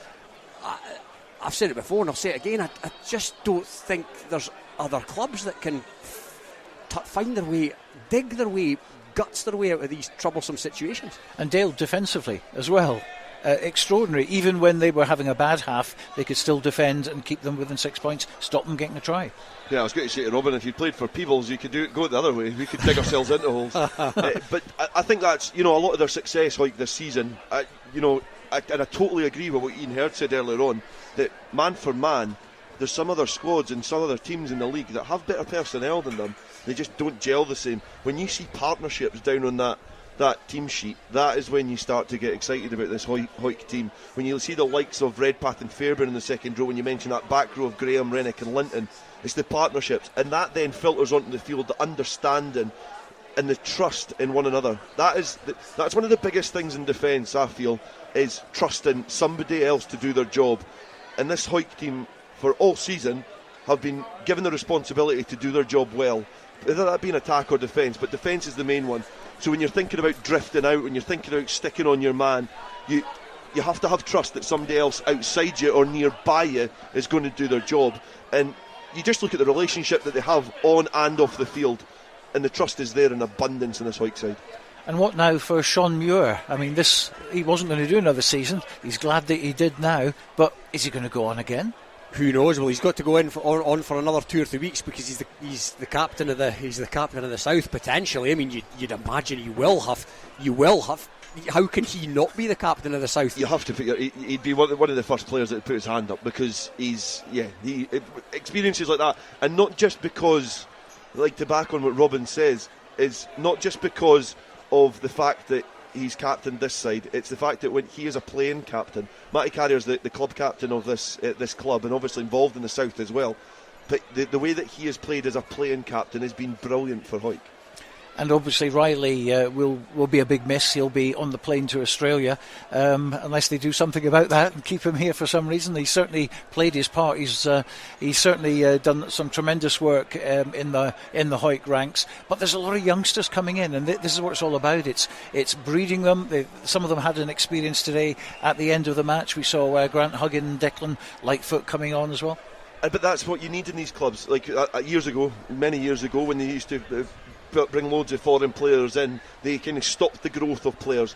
But little dribs and drabs is really good, I think. Oh, yeah, Robin, yeah. Like, those players like Huggin will be disappointed because he lost his position to Ethan Riley. Riley's now leaving. I bet he's learnt a lot, and developed as a rugby player for this side. He'll know the level of responsibility that Riley had to take on in that squad, his jobs, how he commanded defensively in an attack, even how it comes down to how he looks after his body. Like, he is he's a specimen, aye. Yeah. So it's a shame he's leaving, and he's not been here even for a full season, and I'm going to make what will probably be seen to be an outlandish statement, but I'm going to put him up there with the best border imports, or I'm going to mention him in the same category in terms of the impact he's had at a club like a Nathan Hines or a Craig Dunlea or a Joe Edwards back at this, like I say, this famous old club.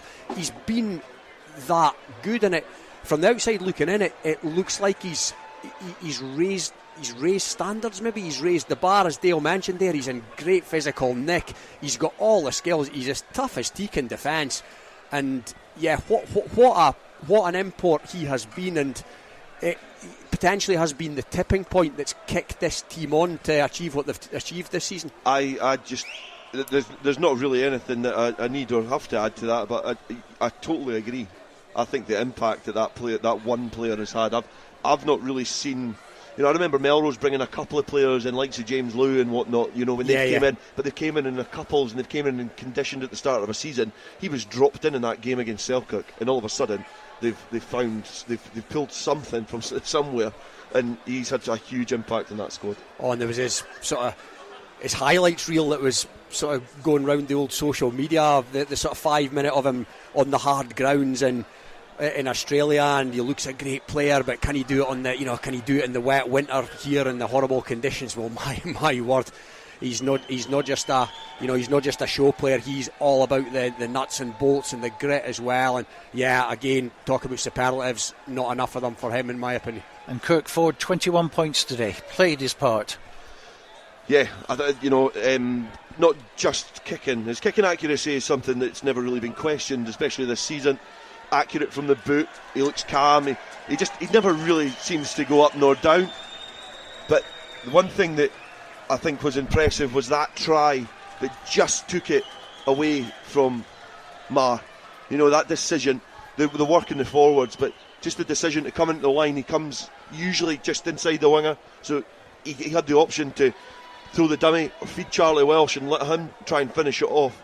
But he just took the momentum with him, and I just think it just matured as a rugby player. I think I don't want to say anything too drastic, but when Ford and Brunton were the two players to play 10, you kind of thought that there was maybe not going to be that level of quality in the players round about them. When I come back to that trust and that responsibility and asking players to do their job, I am grateful to be eating my words, because Kirk Ford has matured as a rugby player tenfold. And Kyle Brunton, the players round about him, and himself as well, they're bringing out the best in each other. Like, I think they're two players that Robin mentioned earlier, unsung hero, Kyle Brunton, but Kirk Ford, his maturity has been unbelievable. Well, we'll be hopefully giving some reaction shortly. As you can imagine, the celebrations are going on downstairs at the moment. Hugh Brown's trying to get hold of a few of them, and hopefully we'll have a word with them, and certainly with Matty Douglas before we go off air tonight. We'll bring back Iain Heard. Iain, where do they go from here? I mean, they've had the perfect season. They certainly have. I mean, I think it's been, as I said already, I think they're the best team I've seen this season. That inevitably means there's a target on their back for next season. Clubs will analyse them. Matty Douglas has then got to take them on to the next stage. There's no point in standing still. I agree with the boys in saying that Ethan Riley's been a massive part of that.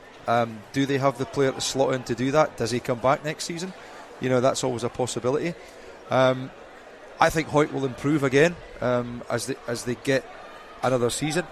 As you say, does Shawn Muir play? Does Jay Linton then move on to a professional contract? So, are there going to be 2 or 3 players that they might lose? If that's the case, well, they've just got to replace them, and hopefully they will. I think that's the interesting thing, though, as well, is how do you improve a club now, like in terms of this level? Like, obviously Ethan Riley is leaving. How to make it sustainable? Like, what do you do to improve? Do you think Hawick, they've obviously brought Hector Patterson, we mentioned him in comms as well, now playing Super Series, but they've been able to attract players, young players, to Hawick, similar to what Melrose used to do. Is that the way Hawick developed? And it's culture. I think that's one thing that you noticed in the successful Melrose teams of the past. Yes, there was success. Yes, there was various other potential issues around. But the fact was they developed a culture within the club that everybody bought into. The family, I mean, I'm looking down here, you've got all the girlfriends, wives, kids, etc., etc. It's a culture. People want to be there. People want to be part of it. Winning breeds winning. There's absolutely no doubt about that. Winning breeds success. But I think that's going to be the big thing is, how can they build on this? They've got players coming through the youth. The difficulty was last season, their seconds didn't get an awful lot of games because of various problems, but we now have a potential for a Borders second 15 league, so that's going to help them. That's going to potentially give them, more regular fixtures so they can play players at that level. So, I think they've got the structure right. They seem to have an awful lot of things right at Hawick this year. There's been a culture created through various people, and I think that's going to move on from there. They've definitely got stuff right this season, as they've all started to make their way off the field of play, but I think that perhaps I do see an imposing figure of Jay Linton creeping up behind us as well, so the player of the match is in the company of Hugh Brown, and I think we're probably going to hear from him in terms of his final success. Jay, well done. Player of the match. I mean, it's sunk in, but I'm sure it'll be big celebrations this weekend after that. It wasn't the best of first halves for you, to be honest, was it? Nah, not at all. It was definitely a game of two halves. They were a lot better in the first, and obviously we proved that we were better in the second. What did they put in the tea at half time? I'm not sure. Matty had a wee quiet word with us, and it must have worked, so we'll take that. It's a historic double, first time since 2002 for Hawick. You must be buzzing. Aye, definitely. It just finishes off a good season. We deserve it, so it's good. What does it mean for the town as well? Because you won the Premiership, and now it is this Cup and League double. Yeah, it's massive. Just like you say, it's not been done in 20 odd years, so yeah, really good. And you must, as I say, feel very pleased to be awarded that trophy, because it certainly didn't look like that at half time. Nah, I wasn't really expecting it, but I'll take it. It's a nice bit of kit, so. And a few pints tonight? Aye, definitely, I'd say so. I'm not sure what the plans are, maybe back to the club rooms, and then we've got a do on tomorrow, so it'll be a big weekend. Well, congratulations to you and the lads. It was a hard-fought win, but you deserve it and enjoy the victory tonight. Yeah, perfect, thanks very much. Jay Linton, the player of the match. Fantastic stuff from Jay Linton there. We're still waiting for Matty Douglas, obviously, to come up, and I'm sure he'll be here very, very shortly. But as we said, Dale, half time, a few nerves, but you never really thought that Hawick were going to lose this, did you? Yeah, I think he was nervous speaking to Hugh, but it was one of those games that on paper it was really, really close. And I think I was maybe different to Robin and Ian, because I did worry at half time. I thought that the pressure would not be relinquished at all from Hawick. I thought it would continue, if anything. And I did worry and panic for them, because I thought that it could have been one of those finals that they come out in the second half and Marr then go up a gear and start playing some rugby with some width when it got a little bit drier. But as it happened, the bounce of a rugby ball really did help Hawick out in the end. And certainly I don't know if you thought the same, Robin, at half time, that if you had no illusions that Hawick weren't going to go on to win it. Oh, far from, Dale. I was a bit worried for them, if I'm being honest, just because they were so out of sorts by their own remarkably high standards in the first half, and they looked a wee bit devoid of ideas sometimes in that first half, and you did struggle to see to an extent how they were, what they were going to find in the second half that was going to turn things around. But yeah, broken record, but it's what champion teams do. They fixed the problem, essentially. They worked out what the problem was at half time. Evidently they fixed it, and but no, to answer your question, Dale, I was a wee bit, I'm like you, I was a wee bit concerned at half time. I certainly think the one great thing is the fact that we were talking about the history of 2002 and the double, and then Hawick going on to do it, but it's just great to have the cup competition back, to have a little bit of a resurgence, because it was a good final. It's great to be involved and great to have the exposure that it does, but it's just great to have that cup competition back as well. So not take Hawick out of the equation so that any team can have that sort of moment with their spectators and their fans. Oh, absolutely. But, whether the format of it's right or where it's placed in the season, that'll remain to be seen. But yeah, is there a place for a cup competition when you see a day like this? Absolutely. I mean, Hawick have done a double. There is the opportunity for clubs, the top clubs, to do a double, and there's the opportunity for other clubs in the sort of slightly lesser competitions to pick up some silverware as well. So, oh yeah, absolutely, there's a place for it. It has to be done right. But Hawick have turned up today. They've won the cup, and by doing that, they've won the double and they've gone invincible. I mean, what more can you say? I'm starting to worry that we're going to be turning the lights off here at Murrayfield. Stuart Cameron's keeping us hostage.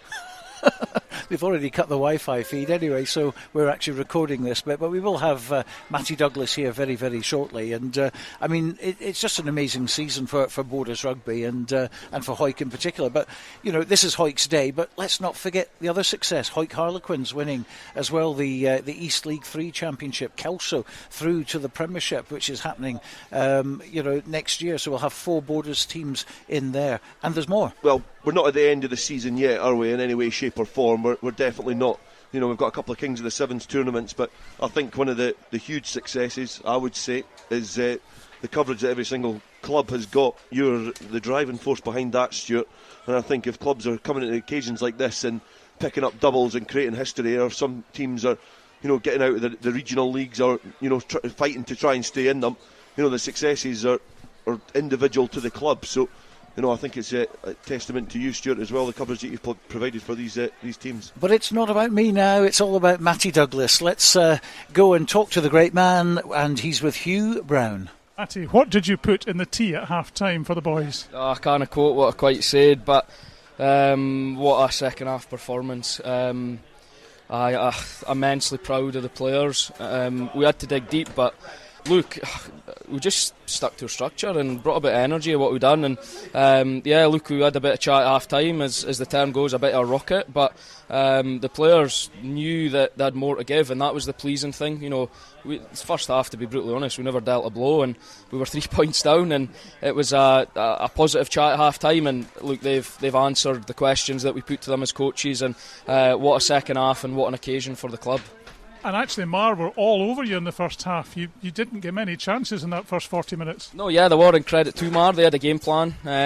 High balls, kicked down to us in the backfield. And to be honest, the big chat at half time was your individual errors. Knocking ball on at contact, in the contact, our kicking game didn't really come into the fore. But we felt that we'd probably soaked up a lot of Marr pressure, and it was up to us now to go and take it to them, and we sure did that. And you kept that unbeaten record, 24 games unbeaten. That is just unprecedented. It's just no sunk in, Hugh, to be honest. I'm quite a humble guy, and I never look at these sort of things. I just go week after week, and I say that to Stuart on every Friday preview show, that we just look at the game the week after, and we never look at Bill McLaren Shields at training or in terms of unbeaten runs. That comes along with the hard work, and this squad of players have just what an amazing season. I'm in a lucky position to be able to coach them, and have got a great coaching team with Lewis and Graham there, and everybody in the backroom staff. It's just been a great season, and where do you go from here now? It's planning for next season now. You mentioned the Bill McLaren Shield. I actually interviewed you at Heriots on the first day that it was awarded, which seems like a lifetime ago, and you've held on to it the whole season. Yeah, and we held on to a bit of last season, and it's just, it takes a lot of doing. A lot of people didn't realise how hard it is, and probably mentally more than anything, to pick a group of players up, and especially when we've had 3 weeks, then a semi-final, then another 3 weeks, so we've not played a lot of rugby, and that probably showed first half, and it showed at Hawks as well, but just amazing. It's probably still no sunk in, and the support that we had today was, second half they were second to none, and they've supported us all season, and I think we've finally got a bit of backing for the town, and it's just it's great to see as many people here today. We've talked a couple of times on air about your age, 28. I mean, a young man. Would you rather be coaching, or would you rather be out there on the field playing? I'd rather be playing, 100%. It was a tough time in my life to just be told that I couldn't play anymore, and I fell out of love of the game and went to Australia for a year, and then came back to Hawick and got an opportunity with the seconds, and from there I just got hooked on it, and I'm thankful to Hawick for the opportunity. Rummel Gary Douglas in particular last season, they put trust in us. I'd never been a head coach, and it was a sink or swim kind of moment, and I'm just grateful for the club for giving us the opportunity and what we've achieved this season. But the massive plaudits to the players. They're the ones who have shown the character all season, and 24 games, it's an amazing achievement. It certainly is, and actually this team will go down in history. Yeah, again, I've not really looked at that, but people still talk about the team, in 2002, and they'll look back on it in 20, 30 years' time. We might never be in this position again, and that was the big chat at half time. Everyone's on the line. We might never be back at Murrayfield, and just give it your all. Give everything for that jersey, and they've certainly answered that question, and the boys will enjoy their night, that's for sure. And on a personal level, you've not got much time to relax, because you've got a certain game on Tuesday night with the South. Yeah, I'll probably have to phone half the Hoyt boys and make sure they're all right for next week. But now, look, it's been a great season, and I'm grateful for all these opportunities. To be able to lead the South is a massive honour. And the squad that we've got, and the players and the management and the coaches, it's great to be involved in, and it has been hard the last couple of weeks juggling, but I'll enjoy the night. But then come Monday, focus to try and beat Edinburgh on Tuesday night at Netherdale.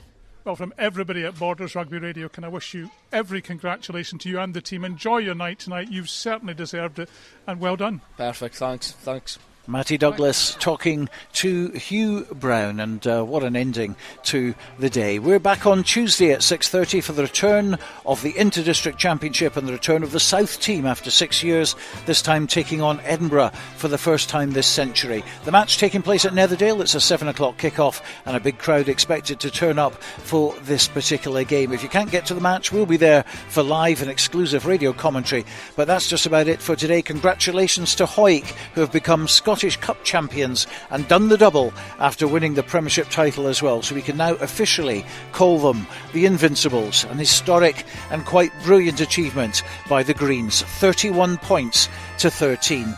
Well, thanks for your company this evening. From our team here at BT Murrayfield, a very good night.